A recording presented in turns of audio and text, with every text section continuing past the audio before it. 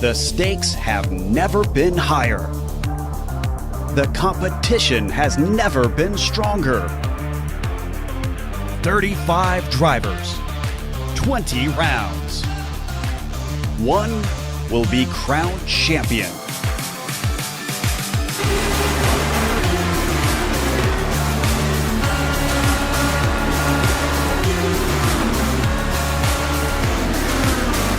Competition, commitment, excitement. This is Lionheart. You're watching the premier American open wheel series on iRacing. The Lionheart IndyCar Series presented by First Medical Equipment starts now.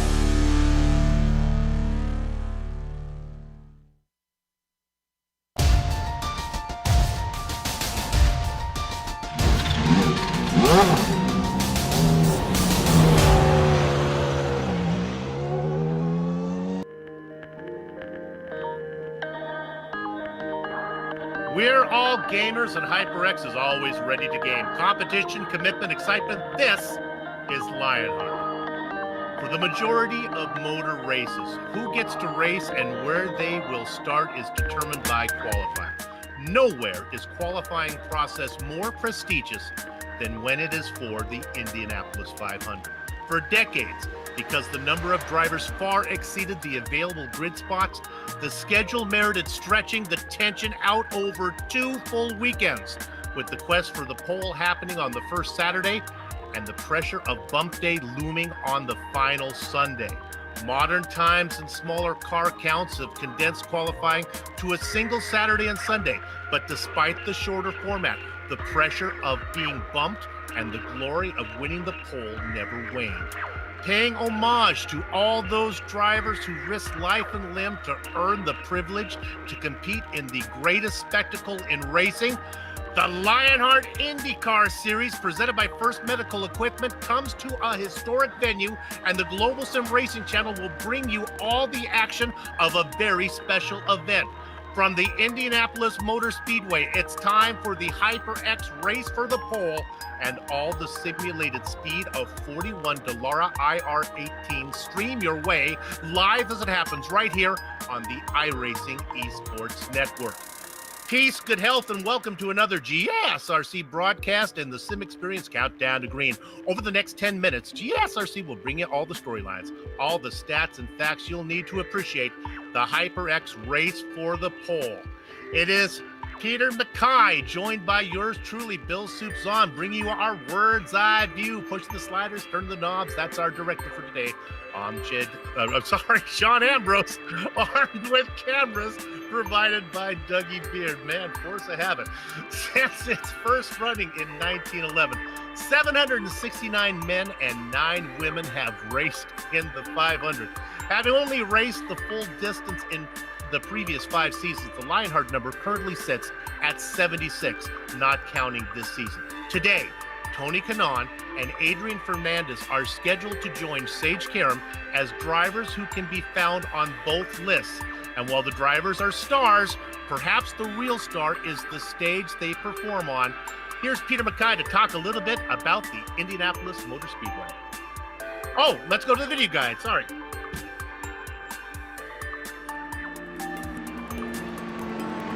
Back home again in Indiana, and it seems that I can see our guide around the Indianapolis Motor Speedway. The first motorsports competition at the Indianapolis Motor Speedway took place in 1909. The track's original surface of crushed stone and tar proved problematic. The owners paved the track with more than 3 million bricks, giving rise to the nickname the Brickyard. Indy isn't known for its banking, with only 9 degrees of banking in all 4 corners. Indy is unique because those 4 corners are individual corners. Each is separated by a short chute. Turn 1, you find yourself battling tunnel vision with the grandstands and pit road on both sides of the track closing in as you're trying to hit your mark. Turn 2 and down the backstretch, the drivers are often facing wind. Turns 3 and 4, also known as the north end of the speedway, flow exactly like turns 1 and 2. Surviving 2 world wars, 10 popes, and older than sliced bread, Indianapolis Motor Speedway is the most historic racing venue in America. stepping onto the hallowed grounds of Indy, you feel over the 100 years of history. Winning at Indy requires all of the luck, skill, drive, and determination that you have. Many have come to taste the milk and have left empty-handed. The yard of bricks at the start-finish line pays tribute to the original surface. Kissing the bricks at Indianapolis Motor Speedway after your victory has quickly become an Indy tradition. With that being said, that's just scratching the surface of the Indianapolis Motor Speedway. And when you think about it, all these drivers are just chasing a glass of milk over 3 feet of bricks. It's amazing how those simple things mean so much to so many people. This has been our guide to the Indianapolis Motor Speedway. Strap on in and enjoy the show.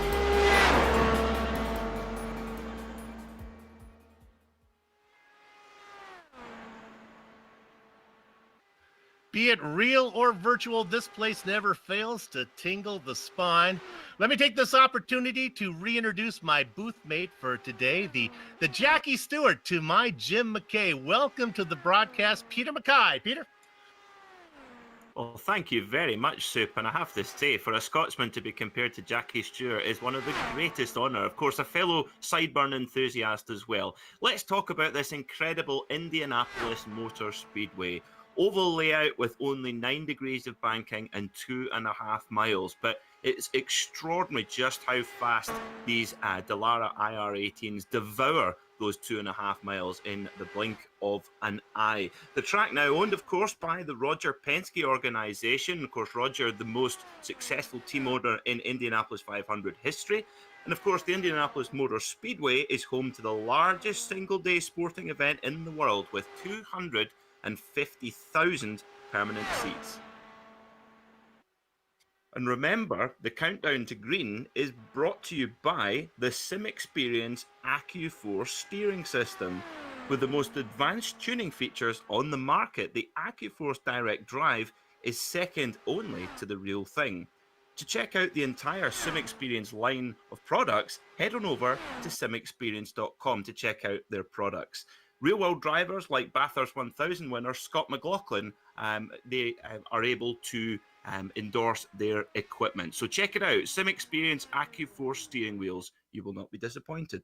And of course, we're watching the Lionheart Racing Series powered by HyperX. It's the premier open-wheel racing league on iRacing. It oversees 2 great series, the Lionheart Retro Series presented by DMLC Racing Channel, and the feature series today, the Lionheart IndyCar Series presented by First Medical Equipment. Of course, both series honor the memory of the late Dan Weldon.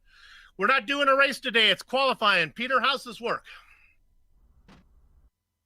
Today is very much an homage to the Indianapolis 500. So the drivers will go out and take 1 out lap, and then we'll have 4 laps. But every single meter of those 10 miles will count because you will take an average speed across all 4 laps. And of course, what that means is you need 4 clean laps as well. If 1 lap dropped, you're in big trouble.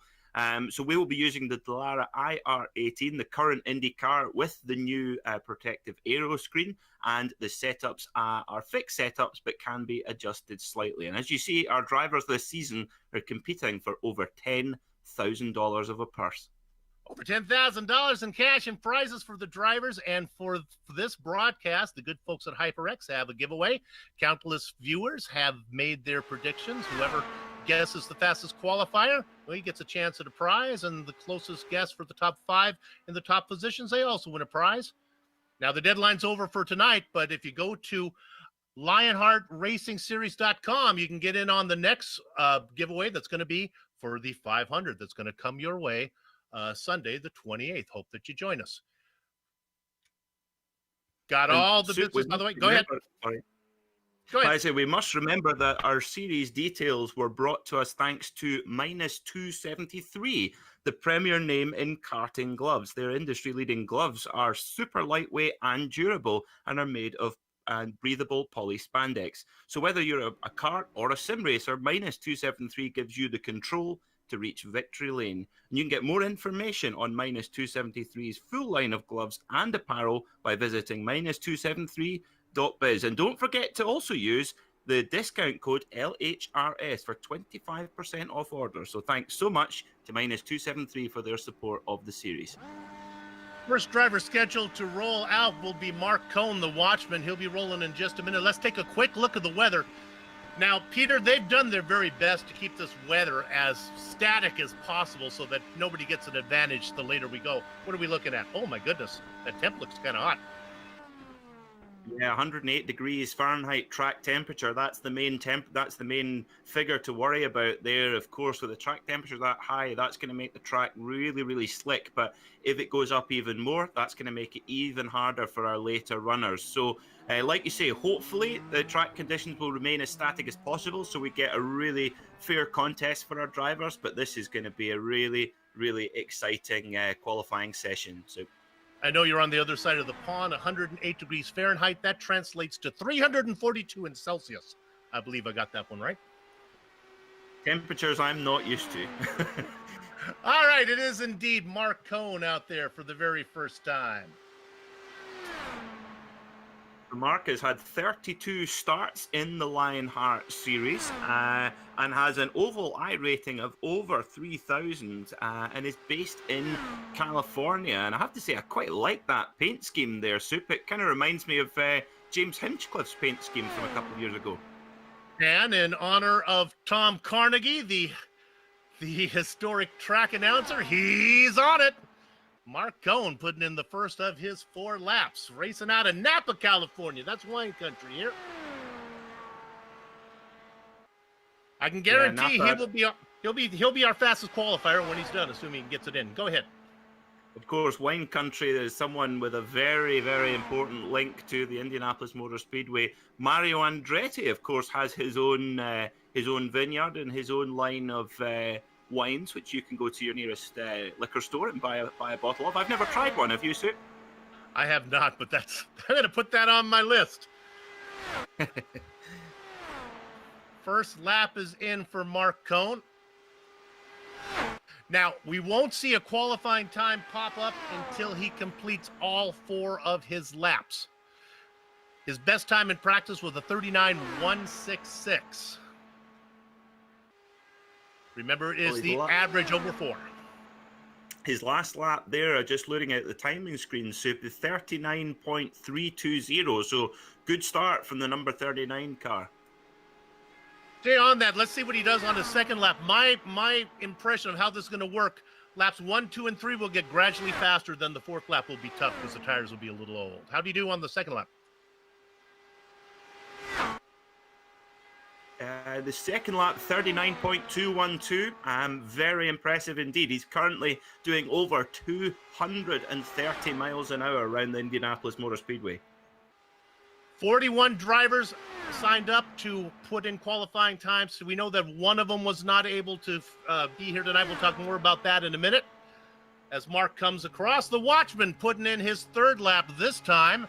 It comes in at, if I look at this right, 139.192. So that one's even faster. Yeah, that's impressive to get that time. Keep going quicker. And but he stopped too soon. You can't wave it off, Mark. Oh, he didn't finish. Oh, dear. He counted his out lap as a lap. I'm going to tell you what got into the mind of the watchman. Oh, my. Well, that's quite a controversial start to the broadcast, Soup. Well, you never know what's going to happen at Indy, and Indy's always expect the unexpected, and there you go. Mark, the first one actually doesn't count. That's your warm-up. So you did 3, and you were getting faster. 139.192. So that caught our next driver by surprise, as it should be Richard Holiday, who was probably still, having a sip. I've noted the time down. That will be interesting to see just how competitive that is. I would imagine that's going to be one of the quicker times of the day. So what a shame for Mark Cohn there after such a good showing as first runner on the track. They were real specific about what to do as well. They wanted you to slow it down and get the car off the track as quickly as you could. He did that. Unfortunately, he did it on the 4th lap. We're going to hopefully talk to some of the drivers after they finish their qualifying run. I be honest with you, I can't wait to have Mark come in and explain how that happened. No sign of him as yet. He's probably exerting his anger right now, if he knows already. But You shouldn't be too disheartened, though, because in the MotoGP World Championship, when they went to visit Phillip Island, of course, a favourite of the Lionheart series, the Honda factory team were told, well, basically the tyres were wearing out too quickly, so the riders had to come in and swap to their spare bike to stop the tyres from basically exploding. And they were told to come in on lap 10, and Marc Marquez, who went on to win his championship that year, was brought in on lap 11 and therefore disqualified. So it happens to the very best of them. They're a little bit slow getting it going. I think they got a little bit confused from Cohn's early exit. Richard Holiday is in pit lane, ready to go. I think he got the cleared from the tower, so he just needs to start rolling it out there. Top of his car says, "We're all gamers," and HyperX is always ready to game. The question is, Richard, are you ready to qualify? I bet he is. A 22-year-old born in 1998, and in his year of birth, it was Eddie Cheever Jr. who won the Indianapolis 500, and that year, the pace car was driven by Parnelli Jones. A winner himself, I think a two-time winner. Now we have the North Carolina driver, Roland Richard Holiday. Brings it out on track. We do not have a qualifier as of yet. Well, I guess we do, as Mark Cohn will be sitting on the tentative pole. I think I really like the look of this car, Soup. Yeah, HyperX on there. This is an excellent looking car. Yeah, it reminds me a lot of the Dario Franchitti cool team green livery in a little bit. Put the series sponsor on your car. That's always good for a couple tenths. Out of corner number 4. Let's time this one better. We're talking about Richard Holiday. He's on it. All right. This is how this is going to work. He goes into corner number 1. He needs to go in there 4 more times. His best time in practice was a 1:39.153. That was pretty good. That's seriously quick. I mean, I have to say, so going into turn 1, especially with this new aero screen as well. Of course, it's similar to the Halo system that's been used in Formula 1 for a couple of years, but has extra protection, and it's actually been it was developed by Red Bull Advanced Technologies, but it does obstruct your view slightly. And coming into turn 1, of course, you are looking round the corner, but it it is a little bit distracting. So. And I tell you what, that turn into turn 1 at Indianapolis, it's got to be one of the biggest commitment corners in the world. A 1:39.298 for Holiday. That translates to 229 miles, 0.019. I was talking to Richie Hearn about the bar that goes down in front of the visor. I said, "Is that getting away?" And he said to me, if you're looking there, Soup, you're really in trouble. So I kind of get his point. Coming out of corner number 4, let's see if he can better his 229 flat. Yeah, that's when you know you're speaking to a real racer, isn't it? Richie Hearn, of course, podium finisher in the 1996 Indianapolis 500. But I tell you what, Soup, I think in the real world, it's a brilliant addition for IndyCar. Of course, IndyCar is one of the fastest racing series anywhere in the world, and especially on these large ovals, it can be really dangerous. So anything that protects the driver is a big plus in my book. Looking at that time coming in, a 1:39.187. So indeed a little faster. Sorry, a 1:39. I keep doing this as if it were miles per hour. It's a 39.187. That second lap translated to 2:29.668. Now on his third lap. And look at that. That one is even a little faster. Yeah, so this is interesting. Perhaps, I don't know. What do you think, Soup? Do you think obviously the drivers won't need a massive amount of fuel on board, but do you think just that tiny little difference of the fuel burning off would make any difference at all? I think it's the tires warming up and then going away. I guarantee you this fourth lap will be his slowest. He's coming in right now. His fastest, a 39.138. Comes across this time. He will be our first qualifier, and the time he puts in, a 39.135. He proves Soup a liar. Each lap getting faster, and the qualifying time is in, and let's see if they're going to give us the official results. They are. A 39.189 is the average.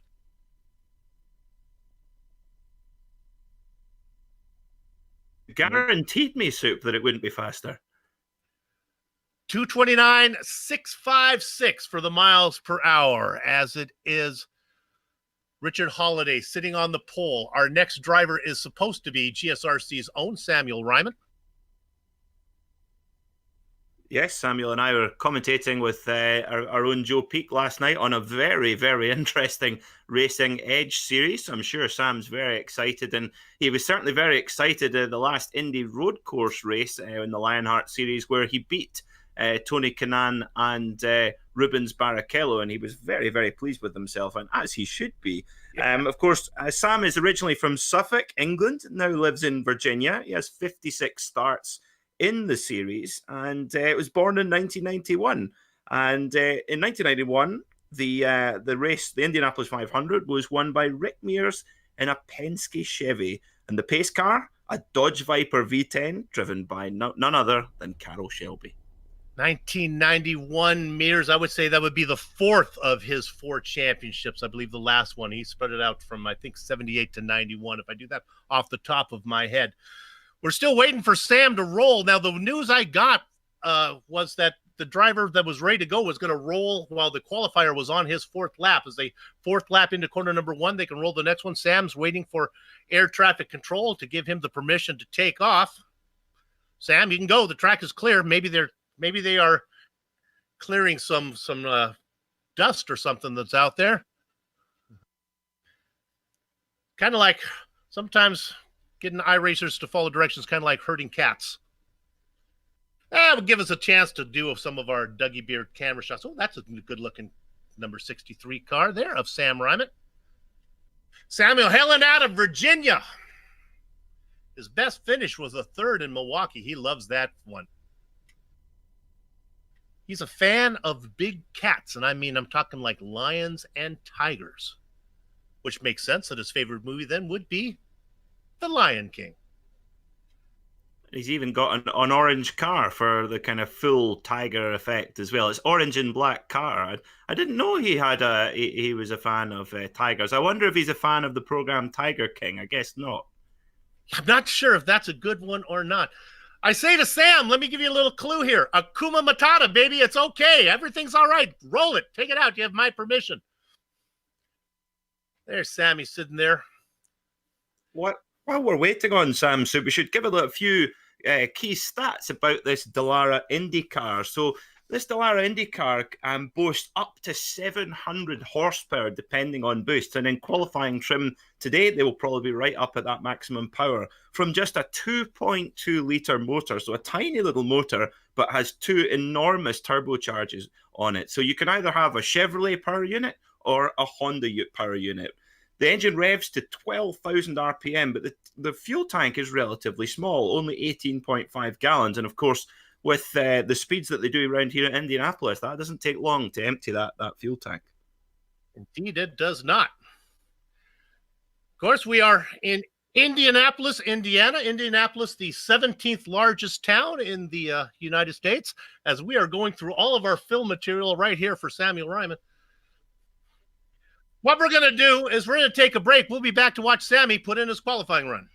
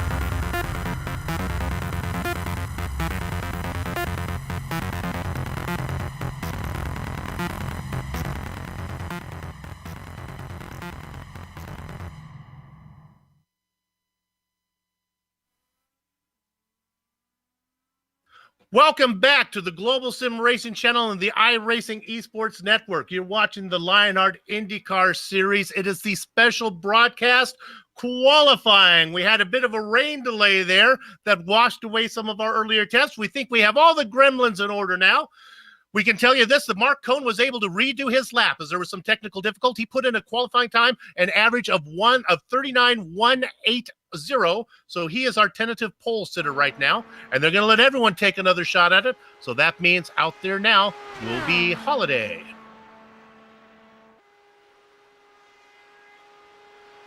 Okay, so they're going to bring out Samuel Ryman. I guess Holiday missed his cue there.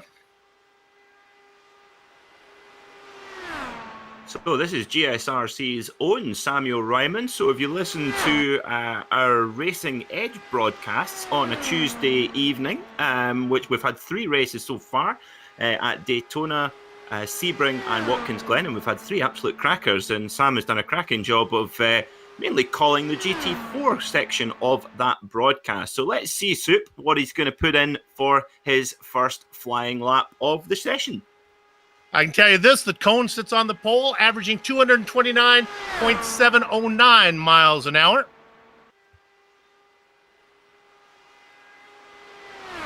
Ryman does get in that first lap, a 39.321. A little bit off the pace of what the Watchman put in. Yeah, there's certainly big commitment here, Soup, coming around the Indianapolis Motor Speedway. You know, these Indy cars are so fast that these little short shoots in between turns 1 and 2 and turns 3 and 4, they're just gobbled up in no time at all. As we see Sam coming over the line once more, and he has pulled up. Oh dear. I think he might have caught the wall coming out of 4, and your laps have to be perfect. That's my guess, because I think that one's not going to count. So yeah, sorry, Sam, you're going to be well down the order. We must make our viewers aware that for the 4-lap average to count, every single lap must be clean. Now, that might seem to everyone sitting on the sofa that is quite easy. Just drive around in a circle for 4 laps and you'll be fine. But it is far from it, isn't it, Soup? The challenge of qualifying here at Indianapolis, the speeds are so high. And actually, these cars are really trimmed out and a lot of the downforce taken off. So you're really trusting that you've got to trust the car 100%, both in the real world and in the sim as well. Brian Yazik now waiting to pull out. You know, you talked about it. These are fixed setups, but the new feature from iRacing is that the drivers get to play around with the toys a little bit. They can do the weight jacker, move things around a little bit. I have no idea what that does. I'm about as effective as changing a tire with a banana when it comes to doing that type of thing, but they know what they're doing. Brian Yazik now out for a third guy trying to make a qualifying attempt. I have to say, Soup, I'm with you there. I do like fixed setup racing because it's. I know I don't have any excuses. But yeah, it's Brian Yazik now, our 4th runner. Very high iRating, 4,000 iRating, for his ability here on the simulator. Hails from Michigan, born in 1987, and in the 1987. Indy 500, it was Al Unser who won the race, and it was Carl Shelby again who got the opportunity to drive the pace car. And Brian has 3 wins so far in his career in the Lionheart Series.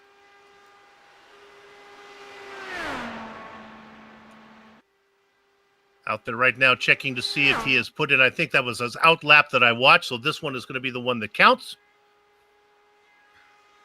Brian hailing out of Michigan here in the United States.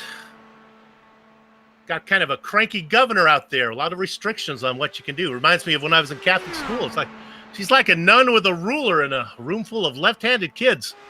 But hopefully the Michigan get that thing set together. Brian doesn't care. He just wants to put in a good time. 39.283. So still, it's Cohn that's got the real jump on the field so far in this qualifying session. The 55 of Brian Yazik just winding it up throughout this 4-lap qualifying run, where you've really got to just take a big deep breath in and send it. Nobody able to crack the 230-mile-an-hour barrier yet. Let's see if he can do it on this time around for his second lap. See if he improves. So far, I've noticed all the laps are a little bit faster, and Brian continues to do the same as he comes in with a 39.155.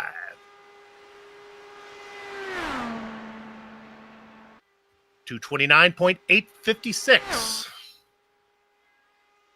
You all know what Brian does for fun, Peter? Tell me if Go on, tell me. If you find a woman that'll do this with you, she's a keeper. They like to assemble Lego sets in their spare time, him and his wife. Now, I'm telling you, you meet a woman who wants to do that, hang on to her. Here comes lap number 3. I have to say, when I was younger, I had a Skeletrix set, and all of the pits and paddock were made out of Lego. But unsurprisingly, I did not have a girlfriend at that time. Well, so Brian must be a real pro. Yeah, we'll get you in touch with his wife. Maybe she can fix you up. 229.973, that last lap, even faster. I think that's going to be the fastest so far. We've only had really 2 people put in times. Well, actually 1, I guess. Final run here for Brian Yazik.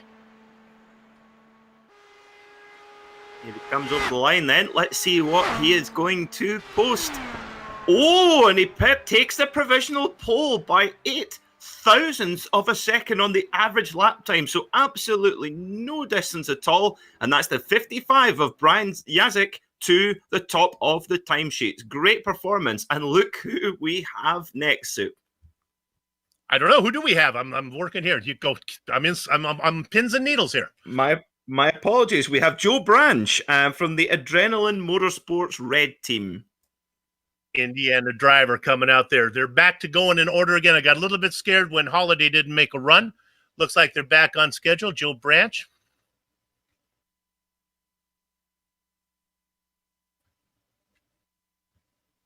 Looking to see if I can find Joe here in my lineup. No sign of Joe, but we do have, it might just be my sim, we do have Adrian Fernandez parked up at the front of pit lane right now, but that could be my view in the sim. But Adrian's not due to go until 10th in the orders, so it's not his turn just yet. Maybe he's just really eager to get going. Yeah, actually, I don't see Joe in the session here. Next on the list will be Kinsella, since Branch is not here. Andrew Kinsella is here, car number 41. Yep, Andrew Kinsella, a Londoner based in Canada, born in 1990 when Dutchman Arie Luijendijk won the Indy 500. And at the 2019 Lionheart Indy 500 winner was Andrew Kinsella, so he knows how to go quick around this Indianapolis Motor Speedway. Also the winner of the Elite Series Indy 500. Was 1990 a golden year for very, very good vintage for Bordeaux wine, 1990. Also the year that Scotland won the Grand Slam of rugby. Oh yeah, I remember that. The whole neighborhood went out and celebrated here when Scotland won the rugby championship. Yes. Our sporting successes in stick and ball sports are few and far between, but we have to hang on to them. But one place where our little country of Scotland is not short of success is the Indianapolis 500. Dario Franchitti won it 3 times. Jim Clark won it in 1965. And of course, when Jim Clark won the Indianapolis 500, he also won the Formula One world title in the same year and remains the only driver to do so. Now that is something that you can be proud of. First lap coming in at 39.288. And to top that all off, Soup, he had the most perfect haircut as well. He just had it all. I like the story of Jimmy Clark. I watched an interview with him. He talked about avoiding a crash, not from the sense of sight or the sense of hearing or even the sense of touch. He avoided it from the sense of smell. He said he smelt the grass that the spinning car had turned up, and he knew that there was problems, and he backed off. That is some serious racing going on. Second lap coming in. Yeah, He was a very special man, indeed. A real contradicting character. Apparently, notoriously bad at making a decision off the track, but of course, as you say, on the track, absolutely decisive, and just was so dominant. And of course, his journey with the Indianapolis Motor Speedway and the Indy 500 was an incredible one. Of course, he nearly won the race at the first time of asking in 1963 when he nearly beat Parnelli Jones. And actually, that was where Parnelli Jones got coined the nickname Parnoily Jones, because his car started shedding oil all over the track, which basically thwarted Jim Clark's charge through the field. As Andrew Kinsella puts in a 39.130 in that lap. Get a little closer. I don't think he's ahead of our pole sitter, but we'll see. You know, I can pretty much guarantee you this. If it was Clark's car that was leaking oil ahead of Parnelli, they would have thrown the black flag. I'm just saying. Yes. No, it's interesting you say that, Soup, because in 1962, after the season finishing Formula One Grand Prix at Watkins Glen, the Lotus team and Jim Clark decamped to the Indianapolis Motor Speedway and took their 1.5-litre, 170 horsepower Formula One car to do some testing at the Indianapolis Motor Speedway. And Jim Clark was deeply offended when he found a lot of the series organisers.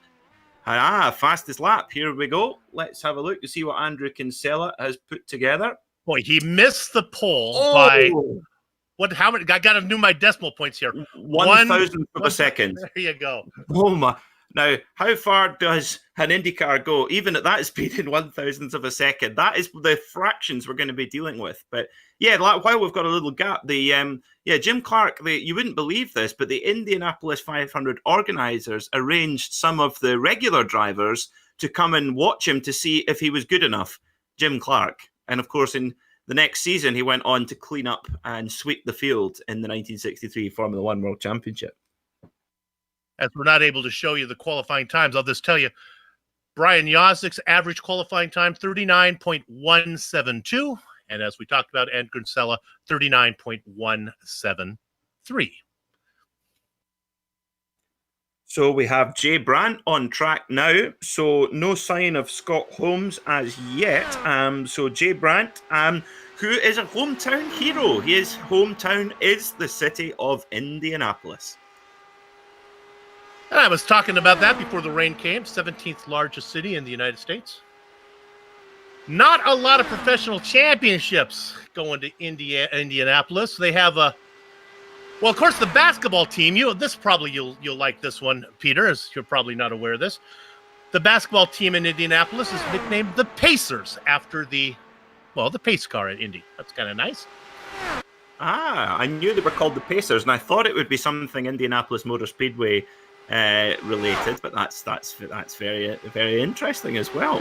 As we see our hometown hero, that would be cool. I tell you what, growing up in somewhere like Indianapolis must have been very special, just rubbing shoulders with motorsport all the time. And of course, so many race teams base themselves in the town as well, and not just in IndyCar. Of course, the reigning champions of the Rolex 24 at Daytona, Wayne Taylor Racing, of course, are based out in Indiana as well. Speaking of the Rolex 24 at Daytona, of course, this Lionheart Series basically running in tribute for the late, great Dan Wheldon. And of course, Dan Wheldon won the 2006 Rolex 24-hour at Daytona and actually won that with Scott Dixon and Casey Mears. And that was Chip Ganassi's first win of many at the Rolex 24 at Daytona. First lap, 39.342 for Jay. Peter, I got some information on Jay Brandt you are going to love. All right. 1911, Ralph Mulford. He finished second in the very first Indy 500. He used Jay's great-grandfather's car dealership right there on 16th Street, where the Indianapolis 500 is, as the garage during the month of May in 1911. How about that? That is very cool indeed. And that's the sort of story that I'm sure Jay will be telling his grandkids. I'm sure it was a story that was told to him, and I'm sure he'll be passing it on as well. His last lap, a 39.235 as he speeds past our camera here, set by Dougie Beard. Let's see. Oh, and it goes quicker, 39.176 as well. So good run so far from the man, the hometown hero, the number 15 car. Each of the laps continue to be faster. This is different from when I covered the majors earlier this season where we did live qualifying. They had a hard time getting that fourth lap to be faster. That would go off. These guys continue to, each lap, continuing to get faster. Must be maybe the open setup compared to the fixed setup here where the cars are getting a little bit lighter. That might be why it explains that happening here. These fixed setup cars are just getting lighter as the fuel burns away. Final lap. Yeah, they're burning well over a gallon a lap, and so that's about 4.5 kilos. So yeah, with a car that only weighs 740 kilos, it will make a difference. But as you say, these Firestone tires, they're bound to be past their best by the end of the 4 laps. So this is intriguing. So Qualifying comes in. Jay's going to be sitting 4th in line. Let me give you the order of qualifying as we have it so far. Brian Yazek sits on the pole. Andrew Kinsella will be outside of row 1. Mark Cohn and Jay Brandt will be sitting in row 2.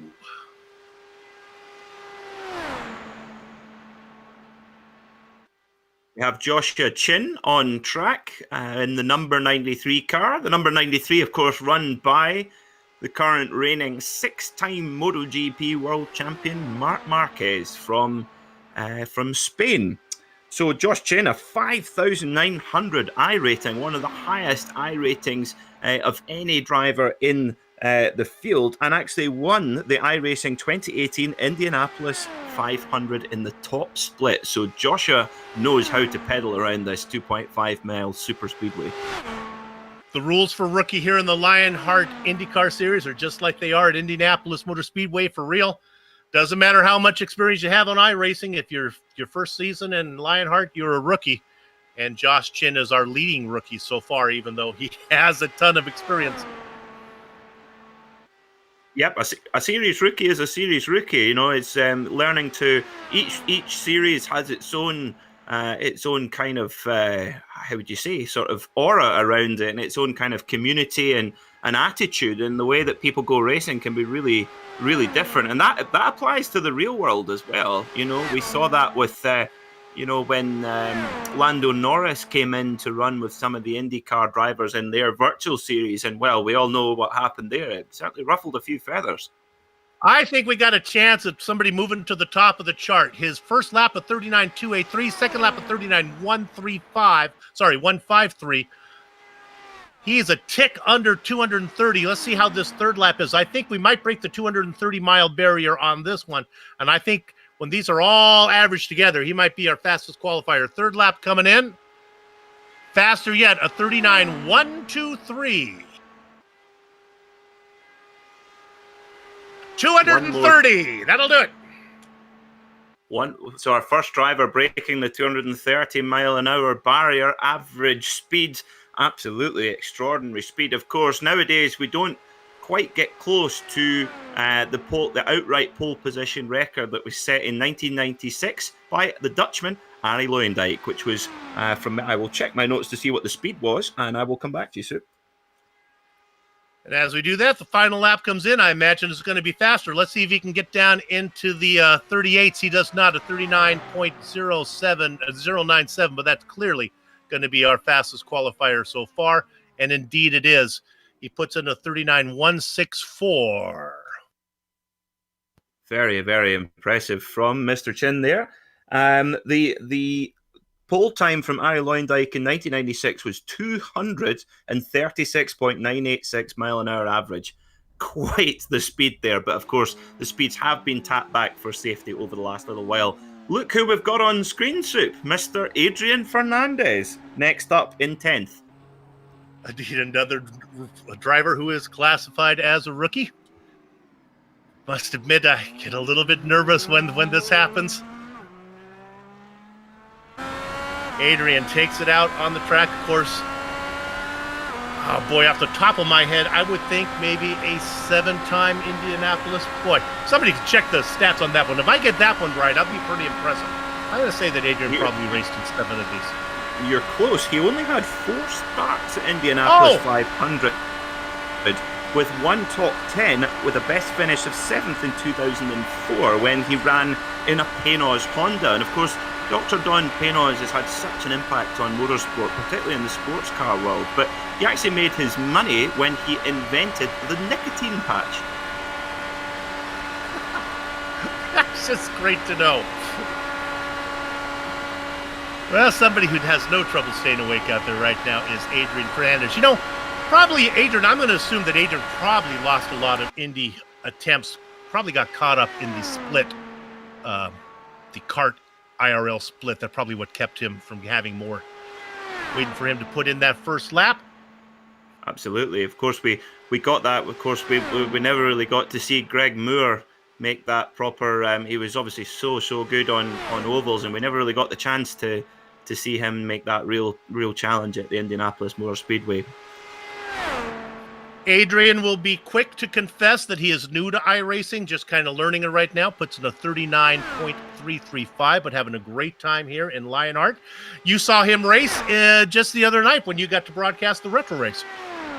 He did, yeah, running in the Lotus 79, and he got a pretty rude awakening to how competitive the Lionheart Series is. He was pushed off the track by another driver, no fault of his own, as he sets his first lap so far, 39.335. I love it, I have to say, I really like his colour scheme, of course, in his national colours of Mexico. And Adrian's had in the latter part of his career, had a lot of success in sports car racing, winning the 2009 American Le Mans Series in the LMP2 category in a car that most iRacing users will be very familiar with, the Acura ARX 01. But I have to say, the car that's most significant, or certainly the most exciting that he drove in his sports car time, was the Aston Martin LMP1 car with that incredible naturally aspirated 6-litre V12, which, oh, what an extraordinary machine, and lucky him to get to drive it at Le Circuit de la Sarthe.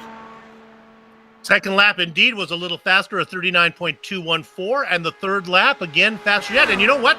This is a pretty good time for Adrian. This is good, a 39.184. You can see that our tower is up now on the left side of your screen. Adrian's time will get up there as soon as he gets an average. And we're showing just the fastest lap only on that one, but as it really works out, usually the fastest lap is how that's going to play out. Of course, Adrian Fernandez, hailing out of Mexico, racing in the Tecate Quaker States machine. I was thinking about probably the most famous Mexican driver. I had to do a little research. There's somebody named Pedro Rodriguez that I'm not familiar with, that apparently won 2 times in Formula One. Yep.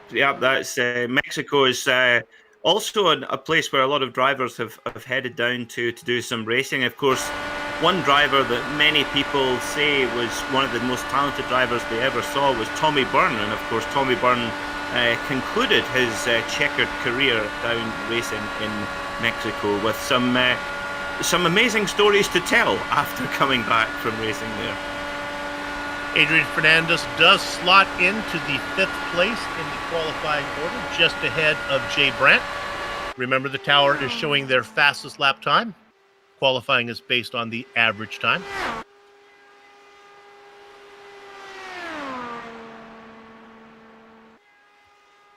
And as fast lap usually is where they're going to qualify with your average anyway, the result you see on the tower is exactly how they will play out. So Mike Rigney in the 00 in this maroon and grey coloured car. Mike is racing for 8 Ball Motorsports and has 35 starts in the Lionheart Series with 1 top 5 finish, as we see him coming through turn 2, heading down towards turn 3 and 4. And it's just extraordinary just how quickly these cars devour this 2.5 miles super speedway. And of course, the Indianapolis Motor Speedway was built for automotive manufacturers to test their vehicles to the absolute limit. A 3.37 was Rigney's first lap. Let's see if he can better that. Everybody has so far. Second lap comes in at a 0.226. Not quite at the pace of Chin, but well up the order. Yep, he just, and as we saw, Soup, the drivers now, they're getting faster over the run. So just the way that this setup works, it seems to be relatively progressive. And I have to say, don't know about you, I would prefer a setup like this where the car's getting faster than rather going off. There's nothing worse than when you're on that final lap of a 4-lap average qualifying and it starts to get really tight and those barriers get ever closer. And of course, here at Indy, even just the tiniest rub of the barrier will not only have your entire qualifying run scrapped, but could end you up in a very big wreck as well. A 39.178. That comes in at 229.721. Of course, Rigney says his favorite movie is Field of Dreams. I don't know if people are familiar with that one. He probably understands why I have nicknamed Andrew Kinsella Have-A-Catch. Anybody fans of Field of Dreams will know that reason. Fourth lap coming in for Rigney. Let's see what he can do. A 178 is his best time. 187.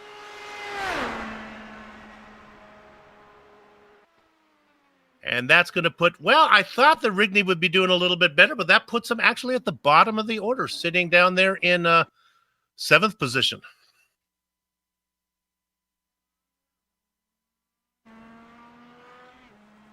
So we have Adam Fraser from the Virginias Club with a 3,000 rating.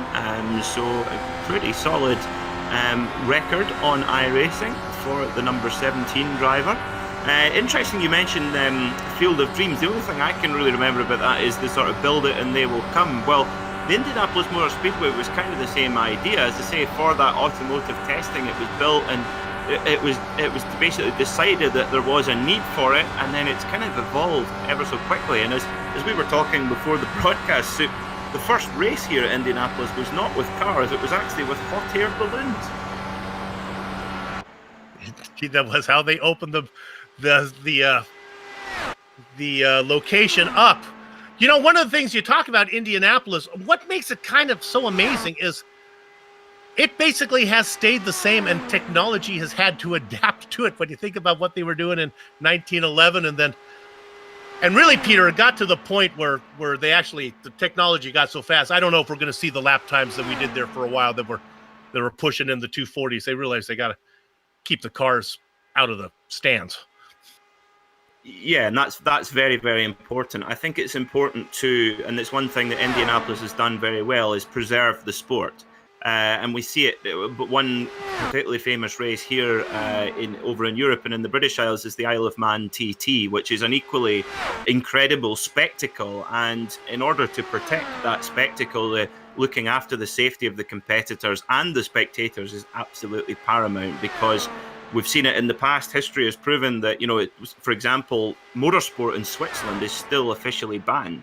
So, and that has been in place since 1955. So, yeah, I think you're right. 230 miles an hour is still. If you think that's too slow, well, you've obviously never driven one of these cars before.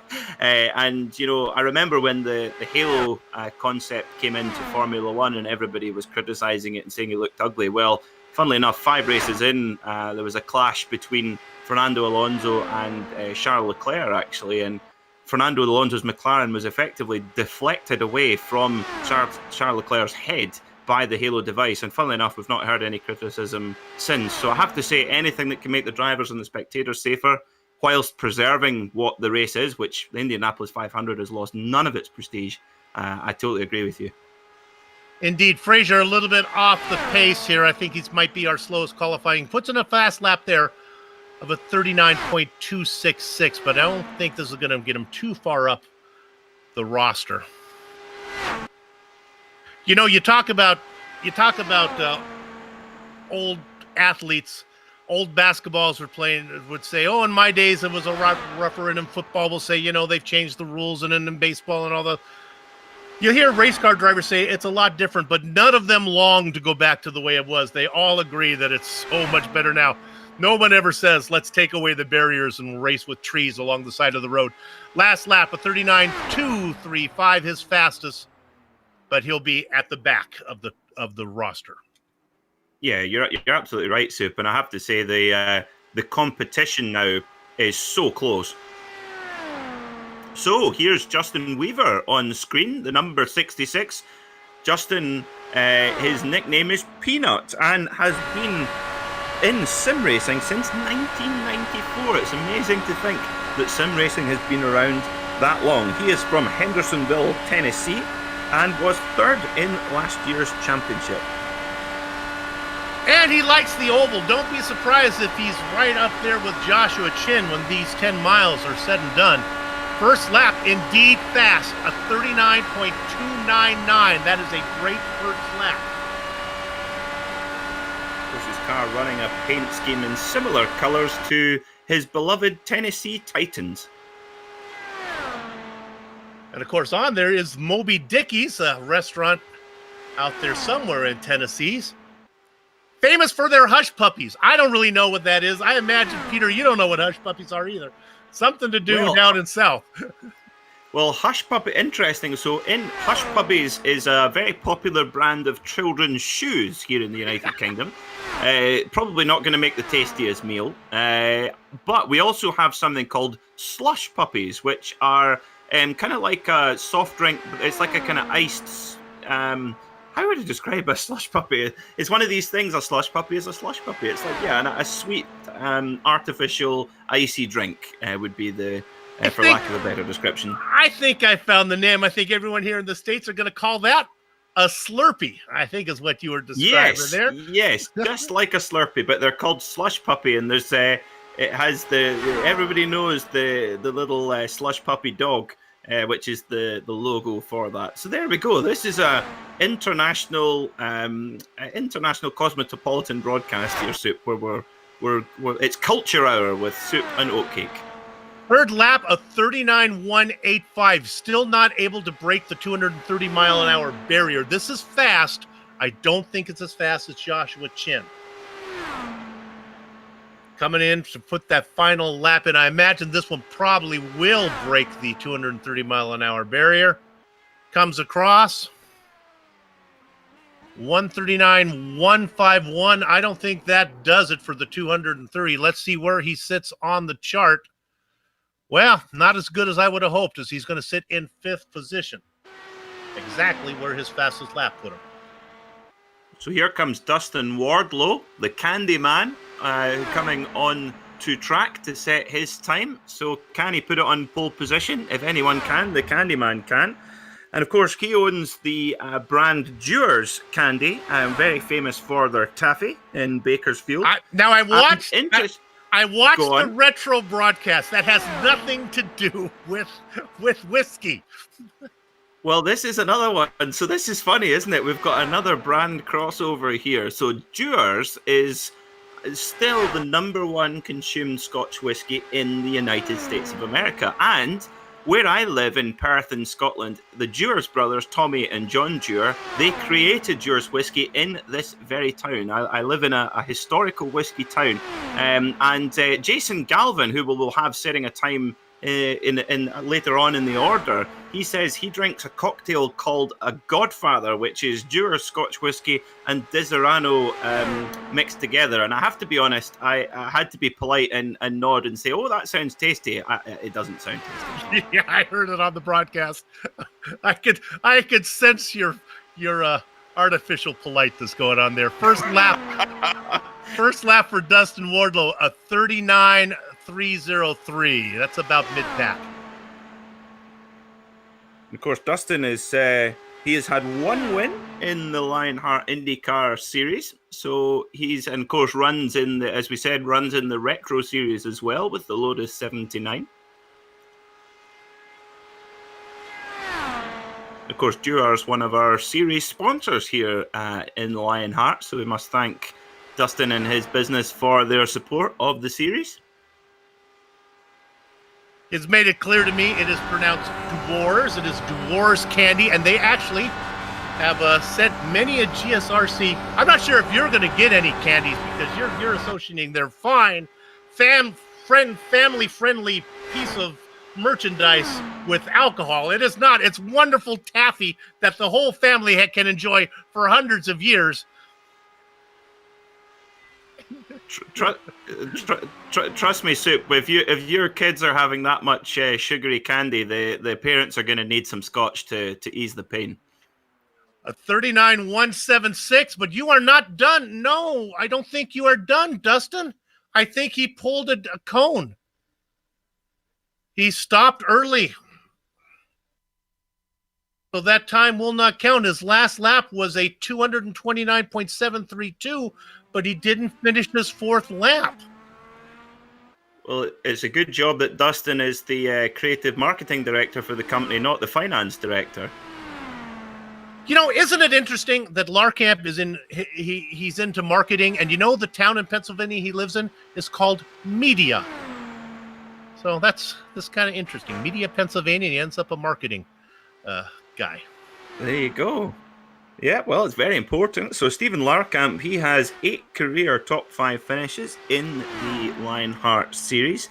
Was born in 1994, and in that year, Al Unser Jr. won the Indianapolis 500 in a Penske Mercedes. And of course, for Mercedes, that is one of only 2 victories that they have here at the Indianapolis Motor Speedway. The previous victory that they had was, and I am referring to my notes because my memory is not good enough, I shall tell you, the engine builders Mercedes 1915. So they had 1994 and 1915. So that was what happened in 1994 when young Mr. Larkamp was born. And of course, that Mercedes engine, that was, I believe we're talking about the same one, that was called the Beast. That was the Penske Mercedes that he made with Ilmore. It was, and I tell you what, I'll give you a bonus prize if you can guess who drove the pace car that year, Sue. 1994. Let's go with Bobby Unser. Oh, close. It was Parnelli Jones driving a Ford Mustang Cobra. You know, interesting thing is about that engine that Penske came up with. As I can tell you, Larkamp put in a 39.305. We all know the story about it, but one of the reasons that he decided to go with that instead of the usual, I think it probably would have been the Cosworth. I don't know what he was racing at the time. I guess his own engine, probably his own Penske engine.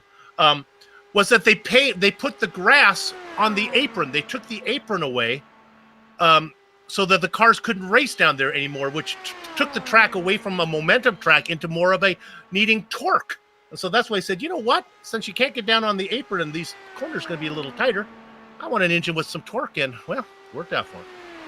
Yeah, Mercedes AMG have, they really do know how to build a proper engine, both for road and race cars. And of course, Dario Franchitti, who went on to great things here at the Indianapolis Motor Speedway with 4 IndyCar titles and 3 Indianapolis 500 victories.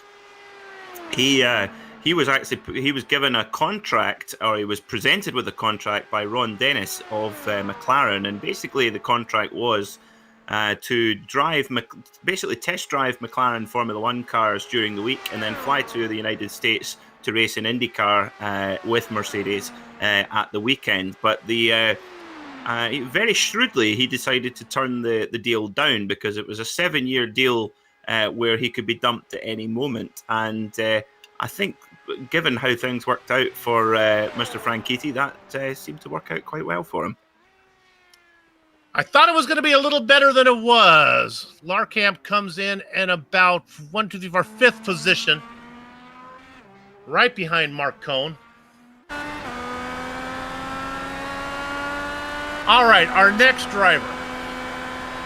So let's see if Mr. Sandman is going to catch a dream here in Indianapolis qualifying for Sunday's race in the 06 Graphics NLR Sim Racing machine.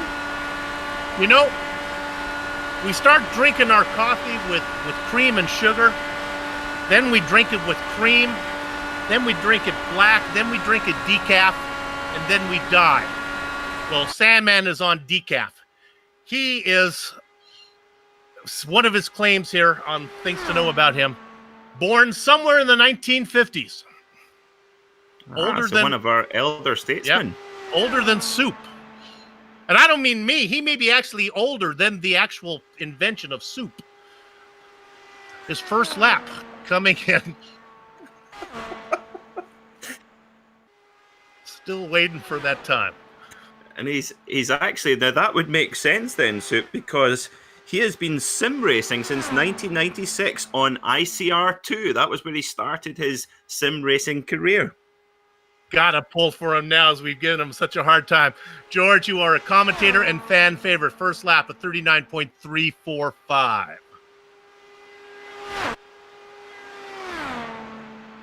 Let's see what he's going to do. Of course, the age is only but a number at the Indianapolis Motor Speedway. Of course, the oldest winners of the Indianapolis 500. I know this one. 47 go on, yes, 47 years old, and they were? Two of them. Well, one of them was Al Unser Sr. would be one. The other one, 47 years. Oh, Foyt? Probably not on that one.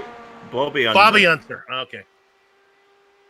So Bobby and Al Unser both won the race at 47 years old. So Mr. Sandman, he's got, in the sim world, he's got every chance of sticking this on the pole, should he wish to. A 39.223. Moving up a little bit. Still some big names to come. Connor Harrington, a good guy who has a chance at the pole. Of course, Blocker is in here as well. Two-time defending champion, Adam Blocker. Coming across the line this time. For pole. Again, better, 39.174. Not quite at the 230-mile-an-hour barrier. Joshua Chin, the only driver to hit 230. Go.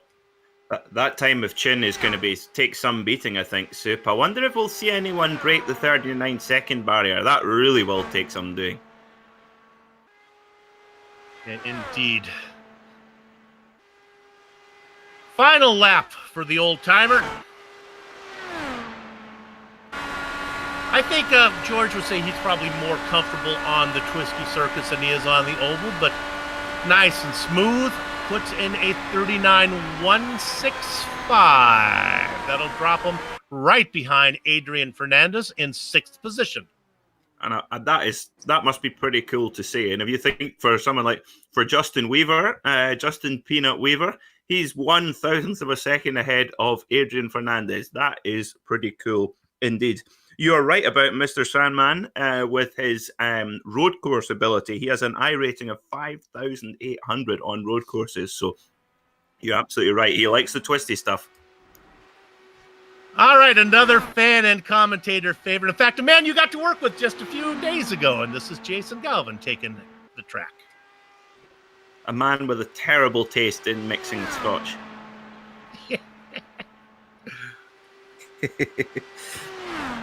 He's a pro broadcaster with the NHRA. As I say, I've got in my notes here, drinks a cocktail called The Godfather, which we've already discussed. And he is based in Bakersfield, so he will actually know the Dewar's Candy inside and out, I would imagine.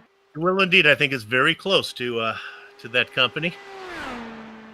Of course, Jason's claim to fame, along with all of his iRacing accomplishments, is he is an Emmy award-winning television personality. And I think it must be when he was the morning host of the infamous Wakey Wakey Bakersfield. Jason, been a long time since I got that one in there, buddy. That could be the last time ever, so enjoy it.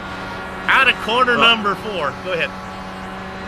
Jason definitely not a winner of the Rolex 24 at Daytona, where the winner gets a watch for winning winning the race, because much to the displeasure of our producer, Jason is notorious for turning up very, very close to when we go live, and I think he had about 90 seconds to spare before we went live in the Lionheart Retro, but the professional that he is, you would never know on the broadcast. Comes right in. His first lap, a Midland 39.315. That'll improve again, but I think he'll probably be about mid-pack right now. He's never going to work with me again now after throwing him under the bus there. He is tied in with a really cool charity, Thumbs Up Cancer Down. We talk about it all the time. Does a lot of work where they deliver these cool little energy packs, I believe they're called, to the children at I guess it could be any age, in the hospital that are recovering and working through their cancer ailments. So it's a good charity. Check it out. Thumbs up, Cancer Down. If you'd like more information about that, you can find it on the web. There's Jason running the number 42. That number run by Alex Rins, factory Suzuki rider in the MotoGP World Championship. Of course, the MotoGP World Championship, up until just a couple of years ago, used to come here to the Indianapolis Motor Speedway and use the road circuit. And Scotsman John McPhee got his first ever podium in the MotoGP paddock a couple of years ago as well. Jason's next lap, a respectable 39.162, so he's getting faster. This is going to be well up the order, maybe 7th, 8th, I think, maybe a little bit higher. All right, Peter, I got a trivia question for you. What car number has won the most Indy 500s? The number 1. That's a very good guess. It's the number 3. Oh, I knew it was a Penske car. Yep, that's right. You put in there with the final lap of 139.167 for Galvin.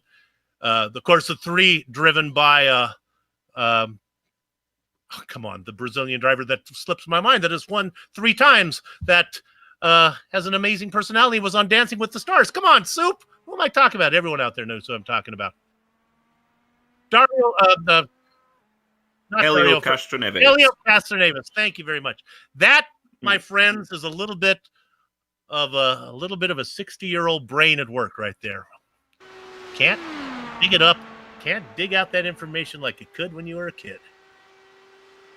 So we've got Joseph Hazard on track now, just on his outlap, getting ready to put his qualifying time down. Of course, Helio Castroneves runs in the IMSA WeatherTech Sports Car Championship in the Acura Team Penske DPI car, driving with his co-driver Ricky Taylor, who I had the pleasure to meet at Daytona earlier this year. A very, very charming gentleman, very, very nice guy.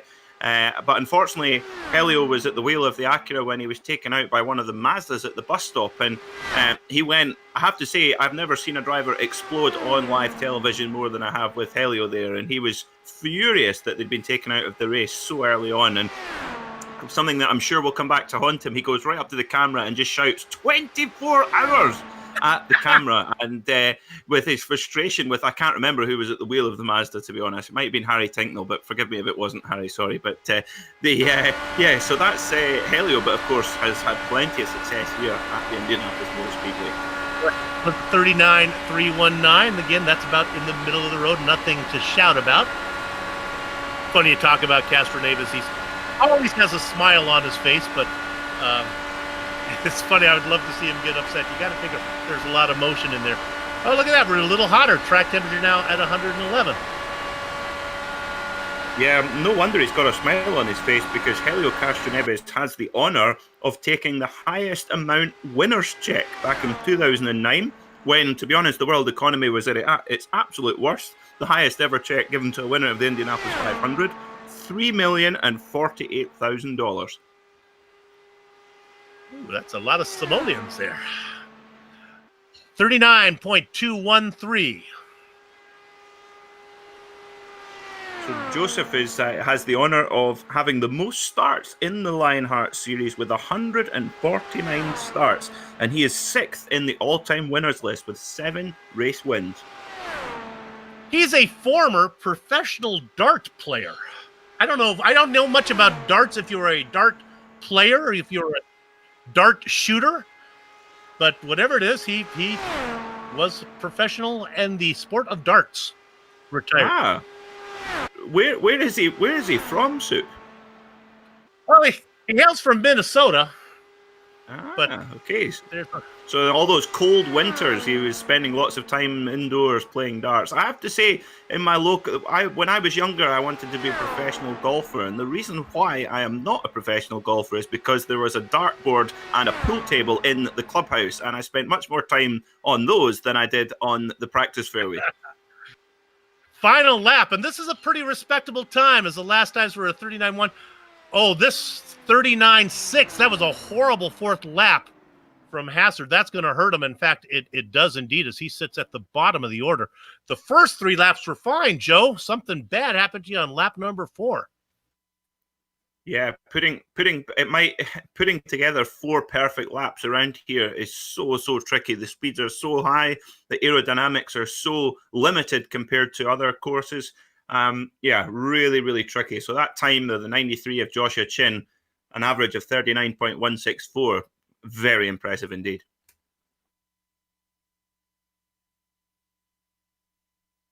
We wait for our next runner to come on to the track. We were expecting our 20th runner of Tony Schoen to come up next, so we'll see if Tony's going to come and join us.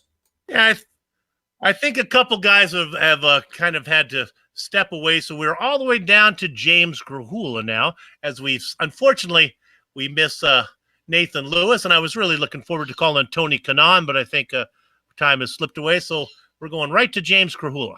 Good news for both Lewis and Kanaan. It's 500 miles. You have plenty of time to get to the front.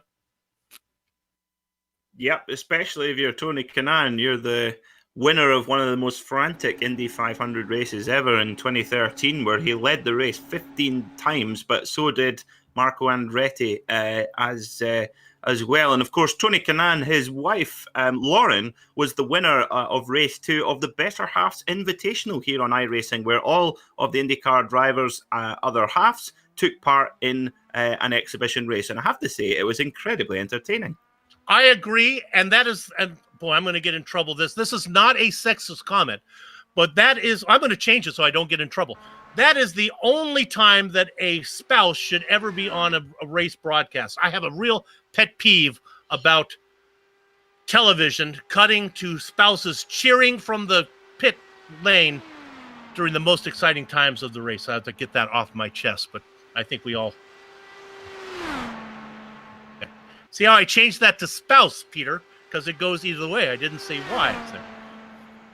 So on screen right now, we're looking at the number 4 of James Grahula. Now, his paint scheme reminds me very much of our reigning Indianapolis 500 winning driver, Simon Pagenaud, of course, in the very brightly coloured Menards scheme. Of course, no Menards logo on James Grahula's car, but a very similar shade of colour on his Dallara IR18. Of course, Dallara, the sole supplier of IndyCar chassis, of course, made their first Indy car back in 1997 and are now the spec supplier of the chassis and aero kit. And of course, Dallara have made amazing race cars since the early 1970s in Italy, and they actually produced the bicycle that Alex Zanardi used to claim his gold medal in the 2012 London Olympics. And while we're talking about Alex, we must wish him and his family all the very best as he fights for his life in hospital after a terrible cycling accident last week. Oh, I'm sorry to hear that. Certainly our thoughts and prayers go out to him and his family. A 39.333 for Grahula. You know, you talked about his paint scheme. What makes the number 4 even more cool is it really is the only yellow car in the Lionheart IndyCar Series. So it's easy to spot every time. Second lap time coming in. Let's see if he does a little better. 39.233. You know what? He's got to go 500 miles. That should not be a problem for Grahula. He is a 2-time Ironman finisher. He has triathlon finishes in Arizona, and he has one in Texas as well. So should be able to do 500 miles without a problem. Wow, that just makes me tired listening to that as I take another mouthful of chocolate here in the commentary box. But he was born in 1989, so 31 years old. In 1989, who was the winner of the Indianapolis 500 that year? It was Emerson Fittipaldi, a fellow sideburn enthusiast. And that year, it was Bobby Unser who drove the Pontiac Trans Am pace car. See, and just to link everything together when you talk about spouses, you watch that 89. If I see any more Ashley Judd on a broadcast, I mean, I'm sorry that they broke up. I'm sorry that didn't work out, well, you get my point.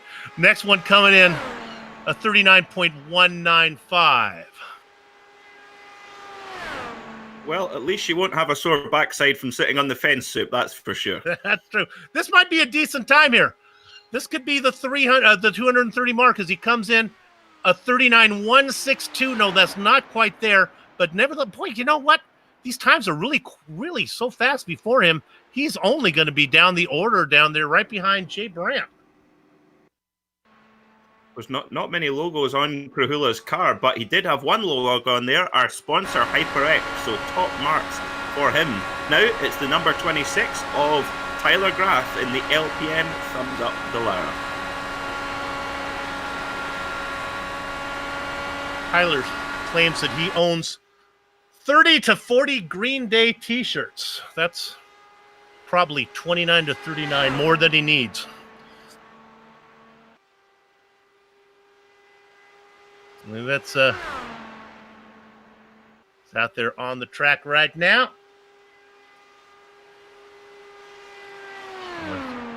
And we're hearing from the director as he talks about his Iron Maiden wardrobe that he owns. But Soup, one thing you don't know about our director, that actually his favorite band and favorite song was actually made famous by the NASCAR 1998 on the PlayStation 1. And of course, that song that many people will know listening to this broadcast is "Flirting with Disaster" by Molly Hatchet. Do you remember that one? I do indeed. I'm not sure I believe you. But a 39.338, again, a Midland time for Tyler Graff. We're looking for a time. A 39.1 would be nice on the opening lap. Would be something to think about to get to Josh Chin. Just for a quick look, Josh Chin's first lap was a 39.28, then a 39.1, then a 39.1, and a 39 flat. So you can see that these guys aren't quite getting there. And Tyler Graff, our car on screen right now, he is born in 1996, the year that the all-time pole position record was set at the Indianapolis 500, which stands to this day. And it was actually Buddy Lazier who won the Indianapolis 500 in that year. 96? 96, Buddy Lazier was the winner. I believe that is my partner Richie Hearn's rookie season, I believe. I think he finished third for Buddy Lazier. He did. That's right. Our very own Richie Hearn, who I have to say, when I was that's who I am. Apologies for our regular listeners who are expecting a real world IndyCar driver who knows what they're talking about. Unfortunately, Richie Hearn can't be here tonight, so you've got me instead. So you've just got boring facts and finding out who drove the Indianapolis 500 pace car, whereas Richie would be able to explain to you what it's like driving one of these cars around this incredible racetrack. 39.2. This is a pretty good time for Graff. Let's see if he can get, again, looking to crack that 230 mile an hour barrier. Not going to do it, but nevertheless, I'm pretty happy with this one. I keep saying that, but Tyler Graff, well down the order again. A 39.239, that's only to get him down there about 13th.